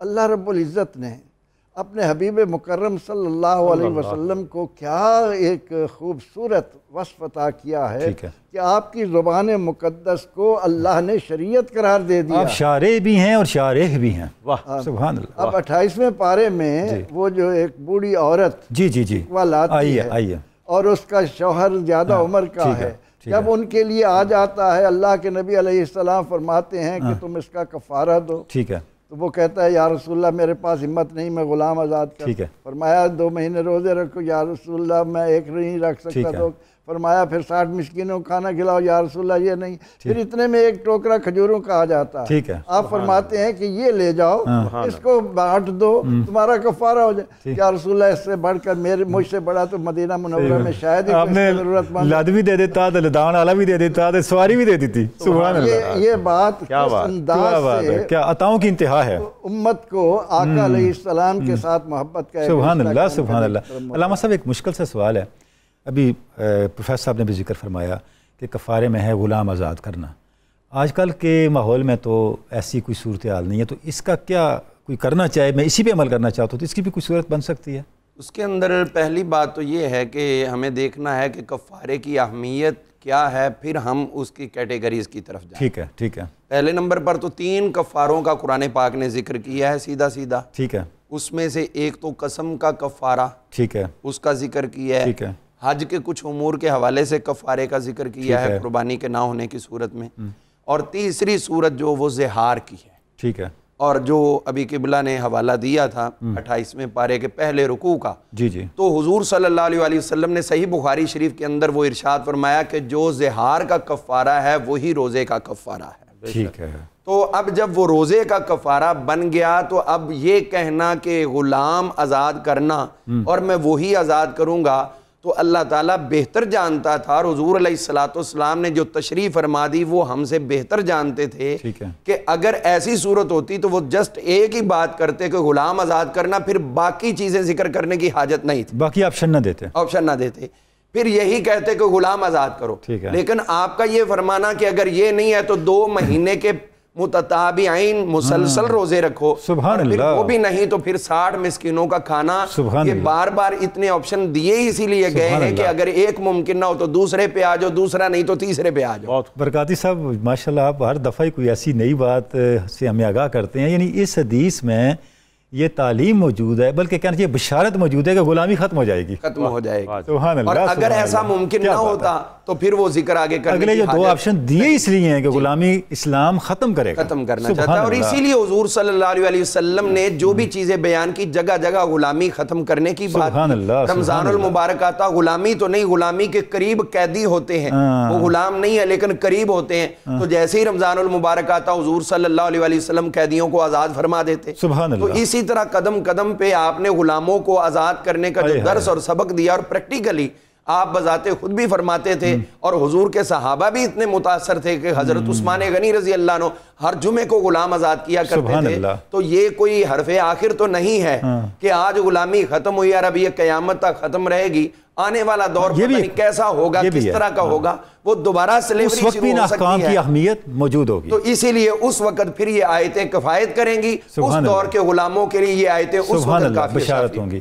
اچھا مفتی صاحب قبلہ، یہ جو روزے کا کفارہ ہے، روزہ توڑنے کا، جس کا بھی ہم نے بات کی، یہ یک وقت ازالہ بھی ہے اور سزا بھی ہے، کیا یہ صرف فرض روزوں کے لیے یا نفلی روزہ توڑنے پر بھی کفارہ اسی طرح دینا ہوگا؟ جی اس کا تعلق صرف فرض روزے کے ساتھ. ٹھیک ہے ٹھیک ہے. نفلی روزہ اگر کوئی توڑتا ہے تو وہی نفلی روزہ وہ دوبارہ رکھے گا, وہ کافی ہوگا, وہی اس کے لیے کافی ہے. اس کے لیے کفارے کی ضرورت ہے؟ ہاں اس کے لیے کفارہ نہیں ہے, کفارے کا تعلق صرف ماہ رمضان کے روزوں کے ساتھ ہے. ٹھیک ہو اس گیا. میں منت کے روزے کی بھی وضاحت. جی منت کے روزے بھی اس کے اندر آ جاتے ہیں. جی ہاں, لیکن یہ جو آپ نے سوال پوچھا ہے نا, جو نفلی روزہ ہے نا, نفلی روزہ اگر کسی آدمی نے نفلی روزہ توڑا ہے تو اس کے لیے کوئی کفارہ نہیں ہے. اس کا طریقہ کار جو دین نے ہمیں عطا فرمایا وہ یہ ہے کہ اس روزے کو دوبارہ رکھے گا. ٹھیک ہو گیا. اس کا رکھنا جو ہے وہ دوبارہ واجب ہو جاتا ہے. واجب یعنی اگر نفلی روزہ رکھا ہے اس کو تو آپشن دی گئی ہے رکھو یا نہ رکھو, لیکن اگر اس نے رکھا ہے, رکھنے کے بعد توڑ دیا ہے تو توڑنے کے بعد اس روزے کو رکھنا وہ واجب ہے. اگر نہیں رکھے گا تو نہ رکھنے کی صورت میں وہ گناہگار ہوگا. اور منت کا روزہ بھی اگر توڑ دیا ہے تو اس پر بھی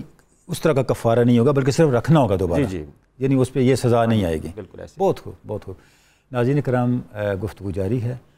فدیے کے مسائل, کفارے کے مسائل اور صدقہ فطر کے مسائل. ہم ایک بریک پہ جائیں گے اور بریک کے بعد آپ سے پھر ملاقات ہوگی.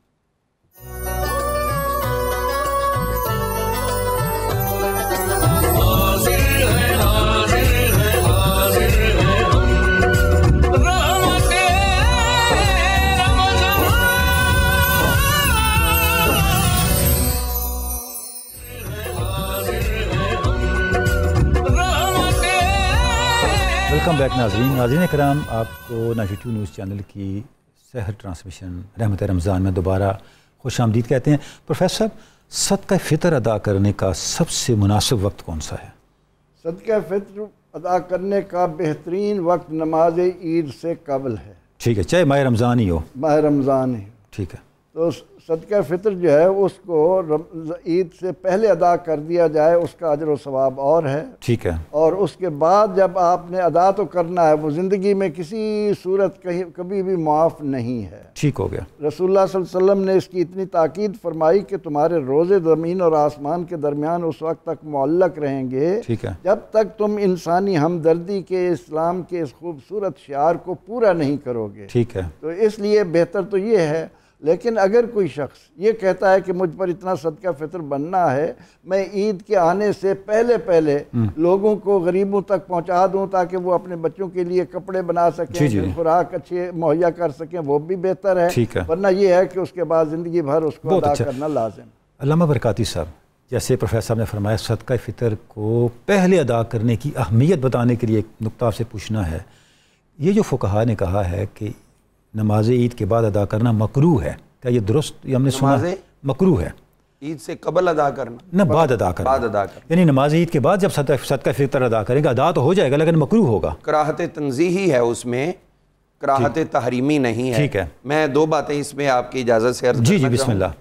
ایک تو وہ روایت جو حضرت عثمان غنی رضی اللہ نے بعد میں ادا کیا تھا, اور اس کے ساتھ پلس اور بھی آپ نے پیمنٹ کی, اور حضور سے عرض کیا حضور میں نے پہلے صدقہ فطر ادا نہیں کیا تھا, عید کے بعد ادا کیا ہے, اور ساتھ میں نے اور بھی اتنے پیسے جو ہیں وہ لوگوں کو دیے ہیں. تو حضور نے فرمایا کہ تمہارا ادا ہو گیا, لیکن جو عید کی نماز سے قبل دینے والا درجہ تھا تم اس درجے کو نہیں پا سکتے. سبحان اللہ. تو اس کا مطلب ہے کہ عید سے قبل ہر حال میں ادا کرنا علو مرتبیت کا باعث بنتا ہے. بہت اچھا. اور دوسری بات اس میں ایک اور بھی جو ابھی قبلہ نے حدیث پاک بیان کی اور مشہور و معروف ہے کہ روزے آسمانوں زمینوں کے درمیان معلق رہتے ہیں. تو اب جو مساکین اور اس کیٹیگریز میں آتے ہیں روزے تو ان کے اوپر بھی رکھنے لازم ہے. تو اب غلطیاں تو کمی کوتاہی تو ان سے بھی سرزد ہوتی ہے, روزے تو ان کے بھی معلق ہو جاتے ہیں, تو اب وہ کیسے اس کو آگے پہنچائیں گے؟ تو ان کے لیے بھی یہ ہے کہ جو ادھر سے ملا آپ کو صدقہ فطر تو سنبھال کے نہ رکھ لیں. آپ جیسے اور بھی مسکین موجود ہیں آپ ان کو دیں, وہ آپ کو دیں, تو اس طرح آپ اس کو ایکسچینج کرتے رہیں گے تو وہ مسکینوں کے بھی روزوں کی مکمل ادائیگی کا باعث بن جائیں گے. اور ایک بات میں آپ کی اجازت سے, وہ کالر نے پوچھی تھی تراویح کے حوالے سے, ایک مشہور حدیث ہر جگہ کوٹ کی جاتی ہے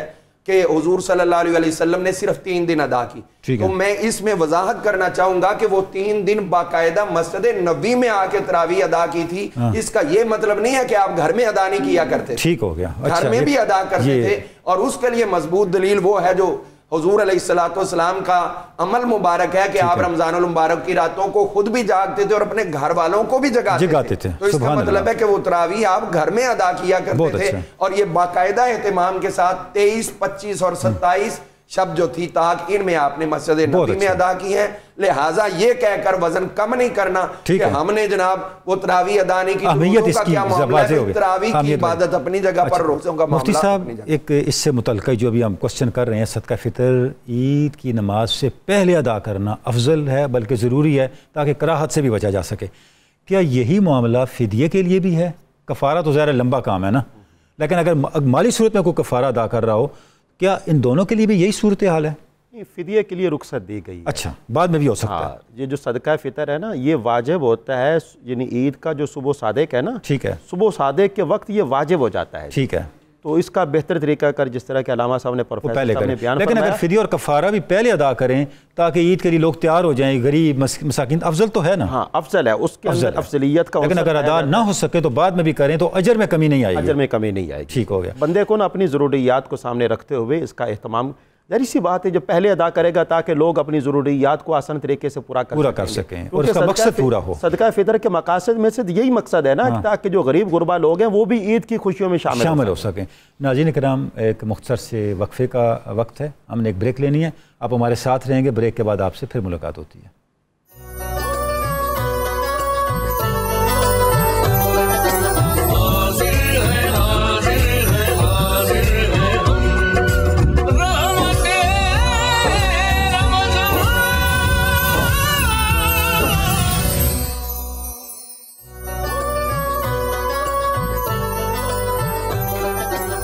ویلکم بیک ناظرین اکرام، آپ کو 92 نیوز چینل کی سحری ٹرانسمیشن رحمت رمضان میں بار دیگر خوش آمدید کہتے ہیں۔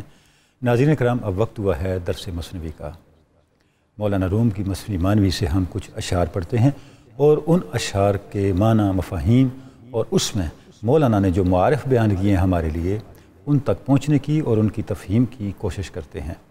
ناظرین اکرام، مرید ہندی علامہ محمد اقبال نے کچھ سوالات کیے ہیں اپنے شیخ، اپنے پیر روشن ضمیر مولانا جلال الدین رومی سے، اور ہم وہ سوالات جو اشعار کی صورت میں ہیں ایک ایک کر کے ڈسکس کرتے آ رہے ہیں۔ آج بھی ہم نے علامہ اقبال ہی کا ایک کیا ہوا جو کوسچن ہے، جو سوال ہے، اس سوال کو پہلے بیان کرتے ہیں، پھر دیکھتے ہیں کہ مولانا روم اس کا جواب کیا دیتے ہیں۔ اقبال پوچھتے ہیں، اے میرے پیر روشن ضمیر، ہے نگاہ خاوراں مسحور غرب، حور جنت سے ہے خوشتر حور غرب۔ اے پیر رومی، اس وقت ہماری صورتحال، مشرق کی صورتحال یہ ہے کہ مغرب کی ترقی کو دیکھ کے، مغرب کے منظر نامے کو دیکھ کے اور مغرب کی چمک دمک کو دیکھ کے اہل مشرق کی آنکھیں خیرہ ہو چکی ہیں، وہ مسحور ہو چکے ہیں، وہ مبہوت ہو چکے ہیں، اور اس کا نتیجہ کیا ہے کہ مشرق مغرب کو اپنا آئیڈیل سمجھنے لگ گیا ہے۔ وجہ یہ ہے کہ جس حور کا تصور اہل مشرق کو دیا گیا ہے، اب تو مغرب کی حوریں اس سے زیادہ خوبصورت نظر آنے لگ گئی ہیں۔ تو میں کیا کروں؟ کیا مغرب کے پیچھے چل پڑوں؟ اگر نہیں ہے تو اس حقیقت سے ہمیں کیسے آگاہی ہو کہ ہمارا سرمایہ ان سے بہتر ہے؟ جو آئیڈیلز ہمیں دیے گئے ہیں وہ آئیڈیلز مغرب کے طے کردہ آئیڈیلز یا مغرب کے اختیار کردہ آئیڈیلز یا جو مغرب میں ہمیں آئیڈیلز نظر آتے ہیں ان سے کہیں بہتر ہیں۔ یہ مسئلہ کیسے حل ہو؟ اب اس کا جواب مولانا روم دیتے ہیں۔ مولانا روم فرماتے ہیں، ظاہر نکرہ اگر سپید است و نو، دست و جامہ ہم سیاہ گردد از او۔ یہ پہلے دفتر کے اندر جو مثنوی کا پہلا دفتر ہے، پہلا حصہ ہے، اس میں سے یہ شعر علامہ اقبال نے لیا ہے، جس میں مولانا روم فرماتے ہیں، تم نے کبھی غور نہیں کیا کہ چاندی کو جب آپ لیتے ہیں، چاندی کو جب آپ پکڑتے ہیں، چاندی دیکھنے میں سفید ہے، جیسے ہی آپ اس کو ہاتھ لگاتے ہیں تو آپ کا ہاتھ کالا سیاہ ہو جاتا ہے۔ اگر آپ لباس اس کو لگ جائے، آپ کے کپڑوں کو چاندی ٹچ کر لے تو کپڑے کالے ہو جاتے ہیں۔ یعنی چاندی اگرچہ دیکھنے میں سفید ہو، نئی ہو، اس کے باوجود چاندی ہاتھوں کو بھی کالا کر دیتی ہے اور چاندی کپڑوں کو بھی کالا کر دیتی ہے۔ اب مولانا نے کتنی حسین اور کتنی جامع مثال سے اور ڈے ٹو ڈے لائف سے مولانا نے مثال اٹھائی ہے اور ایک حقیقت کو ہمارے سامنے واضح کیا ہے کہ ہم چاندی کو دولت سمجھتے ہیں، چاندی کو اصل زر سمجھتے ہیں، چاندی کو بہت قیمتی سمجھتے ہیں اور چاندی سونے کے لیے کیا کچھ نہیں چھوڑ دیتے۔ مولانا کہتے ہیں تم غور تو کرو، دیکھنے میں خوبصورت نظر آنے والی چاندی ہمارے ہاتھوں اور ہمارے لباس کو کالا سیاہ کر دینے والی چاندی ہے۔ اب یہ اس مثال سے مولانا ہمیں کس نتیجے تک پہنچانا چاہتے ہیں؟ ظاہر ہے علامہ اقبال نے تو مثنوی سے ایک شعر لے کے اس سوال کا جواب دے دیا تاکہ ہم اس شعر کی انگلی پکڑیں، مثنوی کے شہر میں داخل ہو جائیں اور اس کے بعد اس حقیقت تک جا پہنچیں جس حقیقت تک ہمیں مولانا پہنچانا چاہتے ہیں۔ اب ہم اس حقیقت تک پہنچنے کے لیے مولانا کے اشعار کی طرف بڑھتے ہیں۔ مولانا فرماتے ہیں ہر کے باشد زشت گفتش زشت داں ہر چے گوید مردہ آرا نیست جاں۔ مولانا فرماتے ہیں جب کوئی بات کر رہا ہو، یہ دیکھیں ناظرین آج تک ہم یہ سنتے آ رہے ہیں، اگر کوئی بات کرے یہ نہ دیکھو کون بات کر رہا ہے، یہ دیکھو کیا بات کر رہا ہے۔ مولانا فرماتے ہیں یہ بات غلط ہے۔ یہ نہ دیکھو کہ کیا بات ہو رہی، یہ بھی دیکھو کون بات کر رہا ہے۔ جھوٹا اگر سچ بولے تو اس سچ میں بھی شک ہے، سچ اس وقت ہی سچ ہے جب سچ بولنے والا بھی سچا ہو۔ مولانا کہتے ہیں اگر بد کردار شخص، بد فطرت شخص کوئی بات کرے تو اس بات میں بھی بدی ہوگی، برائی ہوگی، کیونکہ مردہ کی زبان سے نکلنے والے الفاظ میں کبھی جان نہیں ہو سکتی۔ مردہ کی زبان سے جو لفظ نکلے گا، جو بات نکلے گی، وہ بھی سراسر موت ہوگی، اس میں موت کے علاوہ آپ کو کچھ نہیں ملے گا۔ گفت انسان پارائے انسان بود پارائے ازنا یقین ہم نہ بود۔ فرماتے ہیں تم نے کبھی روٹی کھائی ہے؟ جب روٹی سے نوالا توڑتے ہو تو جو نوالا روٹی سے توڑتے ہو وہ بھی روٹی ہی ہوتی ہے۔ اسی طرح انسان جب کوئی گفتگو کرتا ہے، اس کے منہ سے کوئی کلمہ نکلتا ہے، وہ گفتگو اس انسان کے ظاہر اور باطن کا حصہ ہوتی ہے۔ جیسے روٹی کا نوالا ہمارے منہ میں وہی کچھ پہنچاتا ہے جو روٹی میں تھا، اسی طریقے سے انسان کے منہ سے نکلنے والا کوئی کلمہ، کوئی لفظ، کوئی کلام، وہی چیز سامنے تک منتقل کرتا ہے جو چیز اس انسان کے اندر ہوتی ہے۔ اس کے علاوہ کوئی نئی چیز آگے منتقل نہیں کر سکتا، اور جو چیز انسان کے اندر ہے اس کو منتقل کرنے سے روک بھی نہیں سکتا، چاہے اس کلمے میں وہ چیز نہ بھی نظر آتی ہو، وہ کلام کتنا ہی حسین و جمیل کیوں نہ ہو، اگر وہ انسان بد باطن ہے تو وہ بد باطنی اس حسین و جمیل کلمے کے حسین و جمیل ہونے کے باوجود سامنے تک ضرور پہنچے گی اور اس کو خراب ضرور کرے گی۔ پھر فرماتے ہیں ازاں علی فرمود نقل جاہلاں ازاں علی فرمود نقل جاہلاں بر مزابل ہم جو سبزہ است ہے فلاں۔ اس لیے سیدنا علی مرتضیٰ نے فرمایا جب جاہل کوئی بات کرے اس بات کو ایسا ہی سمجھو، چاہے دیکھنے میں کتنی حسین و جمیل بات کیوں نہ ہو، کتنی کلمہ حکمت کیوں نہ ہو، اگر اس کلمہ حکمت کو ادا کرنے والا جاہل ہے اس کو ایسا ہی سمجھو جیسے ڈسٹ بن کے اندر جو کوڑا ہوتا ہے نا اس پہ سبزہ اگایا ہو، کوڑے کا ایک ڈھیر ہے، اس اوپر اگر جو سبزہ اگاتا ہے وہ سبزہ دیکھنے میں اچھا لگتا ہے، خوبصورت لگتا ہے، لیکن اس کے نیچے کیا ہے؟ وہ سراسر شر ہے، سراسر خرابی ہے۔ جب آپ اس سبزے کے قریب پہنچیں گے، اس سبزے کو ہاتھ ڈالیں گے تو پھر پتہ چلے گا کہ اس کے پیچھے کتنی خرابی پوشیدہ تھی۔ لہذا اس کا نتیجہ کیا نکلتا ہے؟ بر چنا سبزہ ہر آنکھ او بنشست بر نجاست بے شکے بنشستہ است۔ اب اس سبزے کو حسین و جمیل سمجھ کے اگر کوئی بیٹھ ہی جائے، وہ سبزے پہ نہیں بیٹھا، وہ نجاست پہ بیٹھا ہے، وہ آلودگی پہ بیٹھا ہے، وہ گندگی پہ بیٹھا ہے۔ یہی صورتحال بے حکمت لوگوں کے، بے کردار لوگوں کی طرف سے حکمت والا اور نصیحتوں والا آنے والا کلام ہے، کہ دیکھنے میں تو بڑا حسین و جمیل لگتا ہے، بڑا اچھا لگتا ہے، لیکن اس کلام کے پیچھے چونکہ صاحب حکمت نہیں ہے، صاحب کردار نہیں ہے، اس کلام کی مثال ایسے ہے جیسے کوڑے دان کے اندر کوڑے کے ڈھیر کے اوپر اگا ہوا سبزہ ہے۔ اس سبزے پہ جب آپ بیٹھیں گے تو آپ کا لباس، آپ کا بدن سب نجاست سے بھر جائے گا۔ پھر مولانا فرماتے ہیں بائدش خدرا بشستن از حدث تا نماز فرض او نبود ابس۔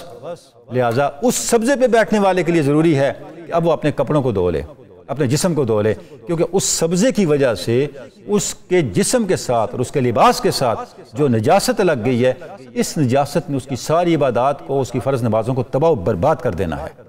اگر اس نے اپنی عبادات کو بچانا ہے، اپنی فرض نماز کو بچانا ہے، تو پہلے اس نجاست کو دور کرنا ہے جو نجاست اس کے ساتھ مس ہو گئی ہے، لگ گئی ہے۔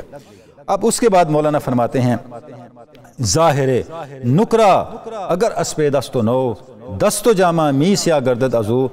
یہی صورتحال چاندی کی ہے، چاندی دیکھنے میں نہیں لگتی ہے، سفید لگتی ہے، لیکن جب آپ اس کو ہاتھ لگاتے ہیں یا آپ کے لباس کو چاندی چھو لیتی ہے، ہاتھ بھی کالا سیاہ ہو جاتا ہے، لباس بھی کالا سیاہ ہو جاتا ہے۔ آت شرچے سخ سرخ روئے از شرر توز فعل اوسیا کاری نگر. فرماتے ہیں یہی صورتحال آگ کی بھی ہے. آگ کو تم دیکھو, دیکھنے میں اس کا چہرہ کتنا روشن ہے, سرخ ہے, لیکن اس کا کام کتنا خراب ہے. جہاں جاتی ہے تباہی پھیر دیتی ہے, ہر چیز جلا کے خاکستر کر دیتی ہے. برق اگرچہ نور آیت در نظر لیک ہست از خاصیت دزد بصر. فرماتے ہیں بجلی جو چمکتی ہے, اگرچہ ہمیں ایسے لگتا ہے کہ بجلی چمک کر روشنی پہنچا رہی ہے, نہیں, بجلی چمک کر روشنی نہیں پہنچا رہی ہوتی, وہ تیری آنکھ کی روشنی چرا رہی ہوتی ہے, تیری آنکھوں کو اندھا کر رہی ہوتی ہے, بینائی ختم کر دیتی ہے آنکھوں کی. اب مولانا نے پہلے پوری تفصیل بیان کی ہے کہ نااہل, جاہل اور دنیا پرست اور حق سے دور فرد ہو, معاشرہ ہو یا قوم ہو, وہ اگر کوئی آپ کے سامنے کمال کی, اچھے معیار کی, آئیڈیل کوئی مثال بھی رکھ دے, کوئی پیٹرن بھی رکھ دے, کوئی آئیڈیل بھی سیٹ کر دے, تو وہ قابل تقلید نہیں ہے. اور یہی صورتحال آج مغرب کی ہے. وہاں موریلٹی نہیں ہے, حق کی بات نہیں ہے, جو دنیا اور آخرت کو جامع کرنے والا نظام حیات ہے وہ نہیں ہے. سراسر مادیت ہے, مادی اقدار ہیں, مادیت کے تقاضے ہیں, جسم کی ضرورتیں ہیں, اور روح کی ضرورتوں کو انہوں نے اٹھا کے لاک کر دیا ہے, اس کی طرف سے نگاہیں پھیر لی ہیں. مولانا فرماتے ہیں اس کی مثال پھر آگے 3 چیزوں کی. پہلے تو انہوں نے سیدنا علی مرتضیٰ کا قول نقل کیا کہ اس کی مثال کوڑے دان کے اوپر, کوڑے کے ڈھیر کے اوپر سبزے کی سی ہے, جب آپ اس کے پاس جائیں گے تو آپ کو نجاست کے علاوہ کچھ نہیں ملے گا. پھر 3 مثالوں سے اس کو واضح کیا ہے. چاندی کو دیکھیں ظاہراً کیا ہے, اصل کیا ہے. آگ کو دیکھیں ظاہراً روشنی ہے, اصل میں تباہی اور بربادی ہے. اور بجلی کو دیکھیں چمکنے والی, آسمان سے آنے والی چمکنے والی بجلی ظاہراً روشنی ہے, لیکن پھر اثر آنکھوں کی روشنی کو وہ چھین لیتی ہے. تو نتیجہ کیا نکلا؟ مولانا فرماتے ہیں ہمیں کیا کرنا ہے, ہمیں اپنے حق کے راستے پہ قائم رہنا ہے, اور مغرب کی وقتی ظاہری مادی چکا چون کو دیکھ کے اپنے حق کے راستے کو نہیں چھوڑنا. ناظرین کرام, اب ایک بریک کا وقت ہے, بریک کے بعد پھر ملتے ہیں اور ہم سعادت حاصل کریں گے ائمہ اہل بیت اطہار کی مناجات کا منتخب حصہ پڑھنے کا.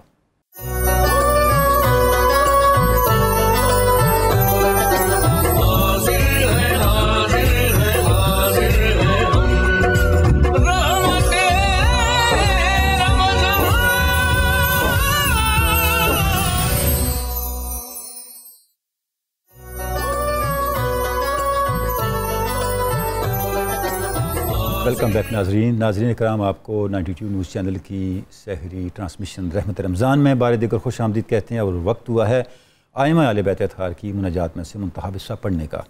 آج ہم امام زین العابدین سید الساجدین کی مناجات پڑھیں گے, جس کا عنوان اس کے کانٹینٹ کے لحاظ سے, اس کے مندرجات کے لحاظ سے, اور اس مناجات میں اللہ رب العزت کے حضور پیش کی گئی گزارشات, التجاؤں کے لحاظ سے مناجات المریدین ہے. امام زین العابدین اس طرح سے اللہ رب العزت کی بارگاہ میں دست دعا بلند فرماتے ہیں. بسم اللہ الرحمن الرحیم. سبحانکا ما ادیکا طرقا علی من لم تکن دلیلہ وما اوضح الحق عندما ہدایتہ سبیلہ. اے اللہ, تو پاک ہے, اس شخص کے لیے تجھ تک پہنچنے کا راستہ کتنا تنگ ہے جس کے لیے تو رہنما نہیں ہے, اور ہے اللہ اس کے لیے تجھ تک پہنچنے کا راستہ, حق تک پہنچنے کا راستہ کتنا روشن اور کھلا ہوا ہے جس کے لیے تو ہدایت فراہم کر رہا ہے, جس کا ہادی تو ہے. الہی فاسلک بنا سبل الوصول الیک وسیرنا فی اقرب الطرق للوفود الیک قرب علینا البعید وسہل علینا الاسیر الشدید. اے اللہ, ہمیں اپنی بارگاہ تک پہنچنے والے راستوں پر چلا, ہمیں اپنی بارگاہ میں آنے والے ان راستوں پر چلا جو قریب ترین راستے ہیں. اے اللہ, ہمارے بعد کو, ہماری دوری کو قرب میں بدل دے, اور راستے کی مشکلات کو آسانی میں بدل دے. وَأَلْحِقْنَا بِعِبَادِكَ الَّذِينَ هُمْ بِالْبِدَارِ إِلَيْكَ يُسَارِعُونَ. اے اللہ, ہمیں اپنے ان بندوں میں شامل فرما جو بغیر کسی انقطاع کے, بغیر کسی سستی کے, بغیر کسی رکنے کے تیری طرف آنے میں جد و جہد کر رہے ہیں, جلدی کر رہے ہیں. وَبَابَكَ عَلَى الدَّوَامِ يَتْرُكُونَ. ہمیں اپنے ان بندوں کے ساتھ ملا دے جو مسلسل تیرے دروازے کرم پہ دستک دے رہے ہیں. وَإِيَّاكَ فِي اللَّيْلِ وَالنَّهَارِ يَعْبُدُونَ. اپنے ان بندوں میں شامل فرما دے جو دن ہو یا رات تیری عبادت میں مصروف ہیں. وَهُمْ مِنْ هَيْبَتِكَ مُشْفِقُونَ. اور وہ تیری ہیبت سے لرزاں ہیں, خوفزدہ ہیں. الذین صفیت لہم المشاربہ، ہے اللہ ہمیں اپنے ان بندوں میں شامل فرما، ان بندوں کے ساتھ ملا دے جن کے لیے تو نے ان کے چشمہ فیضان کو پاک صاف کر دیا ہے، وبلغتہم الرغائب، جن کے مقصد جو تھے، آرزویں جو تھیں وہ تو نے پوری کر دی ہیں، وانجحت لہم المطالب، اور ان کو ان کے مطالب کے حصول میں کامیاب کر دیا ہے، وقضیت لہم من فضلک المعارب، ہے اللہ ہمیں اپنے ان بندوں میں شامل فرما اپنے فضل سے جن کی حاجتیں تو نے پوری کر دی ہیں، وملأت لہم ضمائرہم من حبک، ان بندوں میں شامل فرما جن کے دلوں کو تو نے اپنی محبت سے بھر دیا ہے، ورویتہم من صافی شربک، اور جن کے فیضان کے چشمے کو تو نے صاف شفاف کر دیا ہے، فبک الی لذیذ مناجاتک وصلوا، تیرے یہ خوش نصیب بندے جنہوں نے تیرے ساتھ سرگوشیوں کی لذت پالی اور ان سرگوشیوں کے ذریعے سے وہ تجھ تک جا پہنچے، ومن کا اقصا مقاصدہم حصلوا، اے اللہ ان کی زندگی کے وہ مقاصد جن کو حاصل کرنا ناممکنات میں سے تھا، تیرے کرم سے انہوں نے ان مقاصد کو حاصل کر لیا، فجامن هو علی المقبلین علیہ مقبل، اے اللہ وہ تیرے پاکیزہ بندے جو تیری طرف رخ کیے ہوئے ہیں، تیری طرف متوجہ ہیں، وبالعطف علیہم عائد مفضل، اے اللہ تیرے وہ بندے جن پر تیری عطا اور تیرا فضل مسلسل ہو رہا ہے، وبالغافلین عن ذکرہ رحیم رؤوف، اے اللہ تو اپنے ذکر سے ان بندوں پر بھی رحم اور فضل کرتا ہے، تو اپنے ان بندوں پر بھی رحم اور فضل کرتا ہے جو تیرے ذکر سے غافل ہیں، وبجذبہم الی بابہ ودود عطوف، اے اللہ تو ان کو اپنے ودود اور عطوف ہونے کی شان کے ساتھ اپنی بارگاہ کی طرف کھینچ رہا ہے، یعنی تیرے وہ بندے جو ذکر میں تیرے مستعد نہیں ہیں ان کو بھی تو اپنی بارگاہ سے دور نہیں کر رہا، میں تو ذکر سے مزین ہو کے تیرے باب کرم پہ دستک دے رہا ہوں، اے اللہ مجھے اپنے دروازہ کرم کے قریب کر لے، اپنے دامن کرم میں چھپا لے، اسألک ان تجعلنی من اوفارہم منک حظا، اے اللہ میں تجھ سے سوال کرتا ہوں کہ مجھے ان لوگوں میں شامل فرما جنہیں تیرے کرم سے وافر حصہ ملا، وَأَعْلَاهُمْ عِنْدَكَ مَنْزِلًا، جن کا تیری بارگاہ میں بہت اعلیٰ تر مقام ہے، وَأَجْزَلِهِمْ مِنْ وُدِّكَ قِسْمًا، اے اللہ جنہوں نے تیری رحمت کا بہت وافر حصہ پایا ہے، وَأَفْضَلِهِمْ مِنْ مَعْرِفَتِكَ نَصِيبًا، اور وہ خوش نصیب لوگ جنہوں نے تیری معرفت میں سے بہت کثیر مقدار کثیر حصہ جن کا نصیب بنا ہے، الہی قد انقطعت الیک ہمتی، اے اللہ میں اپنی ہمت سے صرف تیری بارگاہ تک تجھ تک نہیں پہنچ سکتا،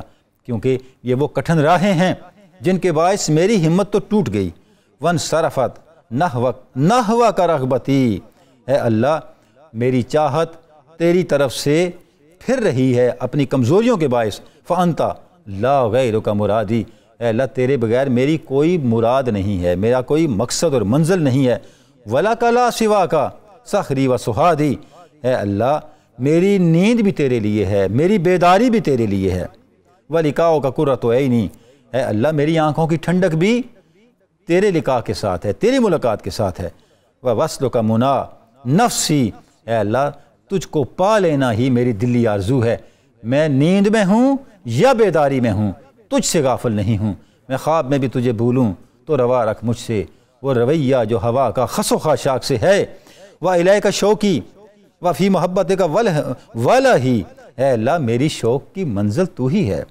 میری محبت کا جنون تو ہی ہے، وَإِلَيْكَ وَإِلَىٰ هَوَاكَ سَبَابَتِي، اے اللہ میرا عشق اور میری چاہت کا حاصل تو ہے، وَرِدَاكَ بُغْيَتِي، میرا مقصود تیری رضا ہے، وَرُؤْيَتُكَ حَاجَتِي، اور تیرا نظارہ تیرا جلوہ کرم دیکھنا تیرا جلوہ نور دیکھنا ہی میری حاجت ہے، وَجَوَارُكَ طَلِبَتِي، اے اللہ میری طلب یہ ہے کہ مجھے تیرا قرب تیری ہمسائیگی ملے، وَقُرْبُكَ غَایَتَ سُؤْلِي، میرے سارے سوالوں کا حاصل اور مقصود تیرا قرب ہے، وَفِي مُنَاجَاتِكَ رَوْحِي وَرَاحَتِي، اے اللہ تجھ سے سرگوشیاں کرنا، تیری بارگاہ میں التجائیں پیش کرنا، گزارشات پیش کرنا، یہی میری تازگی بھی ہے، یہی میری توانائی بھی ہے، یہی میری راحت بھی ہے، وَعِنْدَكَ دَوَاءُ عِلَّتِي، اے اللہ میری ساری بیماریوں کی دعا تیری بارگاہ سے ملے گی۔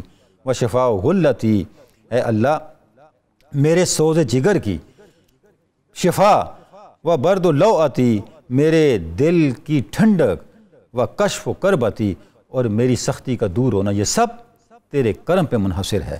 فکن انیسی فی وحشتی، اے اللہ میری وحشتوں میں میرا ساتھی بن جا۔ و مکیل عثرتی، میری خطاؤں کو معاف فرما دے۔ و غافر ذلتی، میری کوتاہیوں سے درگزر فرما۔ و قابل توبتی، اے اللہ تو ہی میری توبہ کو قبول کرنے والا ہے۔ و مجیب دعوتی، تو ہی میری دعاؤں پر کا جواب دینے والا ہے۔ و ولی عصمتی، اے اللہ تو ہی میری نگہداشت کرنے والا ہے۔ و مغنی فاقتی، اور تو ہی میری کمیوں کو پورا کرنے والا ہے۔ ولا تقطعنی عنکا، اے اللہ مجھے اپنے وصل سے فراق میں نہ ڈالنا۔ ولا تبعدنی منکا، مجھے اپنی بارگاہ سے دوریوں میں نہ ڈالنا۔ یا نعیمی و جنتی، ہے میری ساری نعمت، ہے میری ساری جنت صرف تیری ذات۔ و یا دنیا یا آخرتی، اے میرے اللہ تو ہی میری دنیا ہے، تو ہی میری آخرت ہے۔ و یا ارحم الراحمین، اے سب رحم کرنے والوں سے بڑھ کر رحم کرنے والے، میں تیری بارگاہ میں دست ثواب بلند کر رہا ہوں۔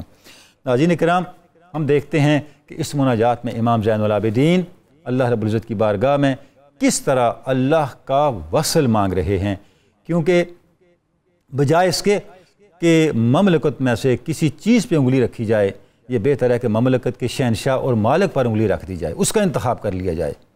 اور عارفین کا یہی طریقہ ہے، عرفاء کا یہی راستہ ہے، اور یہ راستہ انہوں نے کہاں سے لیا؟ یہ امام زین العابدین کے ائمہ اہل بیت اطہار کے اسوہ سے لیا، کہ معرفت کیا ہے، معرفت کی اہمیت کیا ہے، یہ ترجیح زندگی کی کیوں بنائی جائے، کیسے بنائی جائے، یہ رہنمائی ہمیں کہاں سے مل رہی ہے؟ ائمہ اہل بیت اطہار سے مل رہی ہے، امام زین العابدین سے مل رہی ہے۔ اور پھر اس راستے پہ چلنا جو ہے کامیابی تک کیسے لے کے جائے گا؟ تب لے کے جائے گا جب ہم براہ راست انت الہادی انت الحق کو اپنا راستہ بنائیں گے، اللہ کو رہنما سمجھیں گے، اللہ کو کافی سمجھیں گے، جیسا کہ امام زین العابدین آغاز ہی کر رہے ہیں، ابتدائی اس بات سے کر رہے ہیں، اے اللہ اگر تو دلیل ہے تو سارے راستے روشن ہیں، اور اگر تو دلیل نہیں ہے، تو رہنما نہیں ہے، تو کیا ہے؟ پھر سارے راستے تنگ ہیں۔ راستوں کی کشادگی، معرفت کا حاصل کیا جانا، اور اللہ رب العزت کی بارگاہ تک پہنچنا، باوجود ساری رکاوٹوں کے، باوجود ساری مشکلات کے، باوجود نفس کے ہیلوں کے، باوجود دنیا کے اندر جو اس کی کشش ہے، اس کی رغبتیں ہیں، اس کا شکار ہونے کے، ان سب پھندوں سے نکلنا ایک ہی وجہ سے اور ایک ہی وسیلے سے اور ایک ہی طاقت سے اور ایک ہی طریقے سے ممکن ہے۔ وہ کیا ہے؟ وہ اللہ رب العزت کی تائید ہے، اللہ رب العزت کی نصرت ہے، اور اللہ رب العزت کی طرف سے ملنے والی رہنمائی ہے۔ افمن شرح اللہ صدرہ للاسلام فہو علی نور من ربہ، یعنی جب اللہ رہنما بن جاتا ہے، اللہ شرح صدر عطا کر دیتا ہے، تو انسان کی اللہ کی طرف پرواز نور کی رفتار سے ہوتی ہے، اور مادیت کی رکاوٹیں پیچھے رہ جاتی ہیں۔ ناظرین کرام، بارگاہ رب العزت میں دعا ہے کہ ائمہ اہل بیت اطہار کا یہ نور معرفت ہمیں نصیب ہو، اور جو کلمات طیبات ہم ان مناجاتوں کے پڑھتے ہیں، ان کی برکتیں اور ان کے انوار ہمارے ظاہر و باطن کی ویرانیوں کو آباد کر دیں، اور ہم ماہ رمضان کی ان مبارک ساعتوں میں، برکتوں والی ساعتوں میں اس کردار کے حامل بن جائیں، ان اوصاف کے حامل بن جائیں جو ہمیں اللہ رب العزت کی بارگاہ میں اور اللہ کے رسول صلی اللہ علیہ وسلم کی بارگاہ میں سرخری عطا کر سکیں۔ اس وقت ناظرین کرام، کراچی میں سحری کا وقت ہو رہا ہے، اذان فجر کا وقت قریب ہے، اور ہماری نشریات بھی اختتام پذیر ہو رہی ہیں۔ ہم آپ سے اجازت چاہیں گے، انشاءاللہ کل آپ سے پھر ملاقات ہوگی، تب تک کے لیے خدا حافظ۔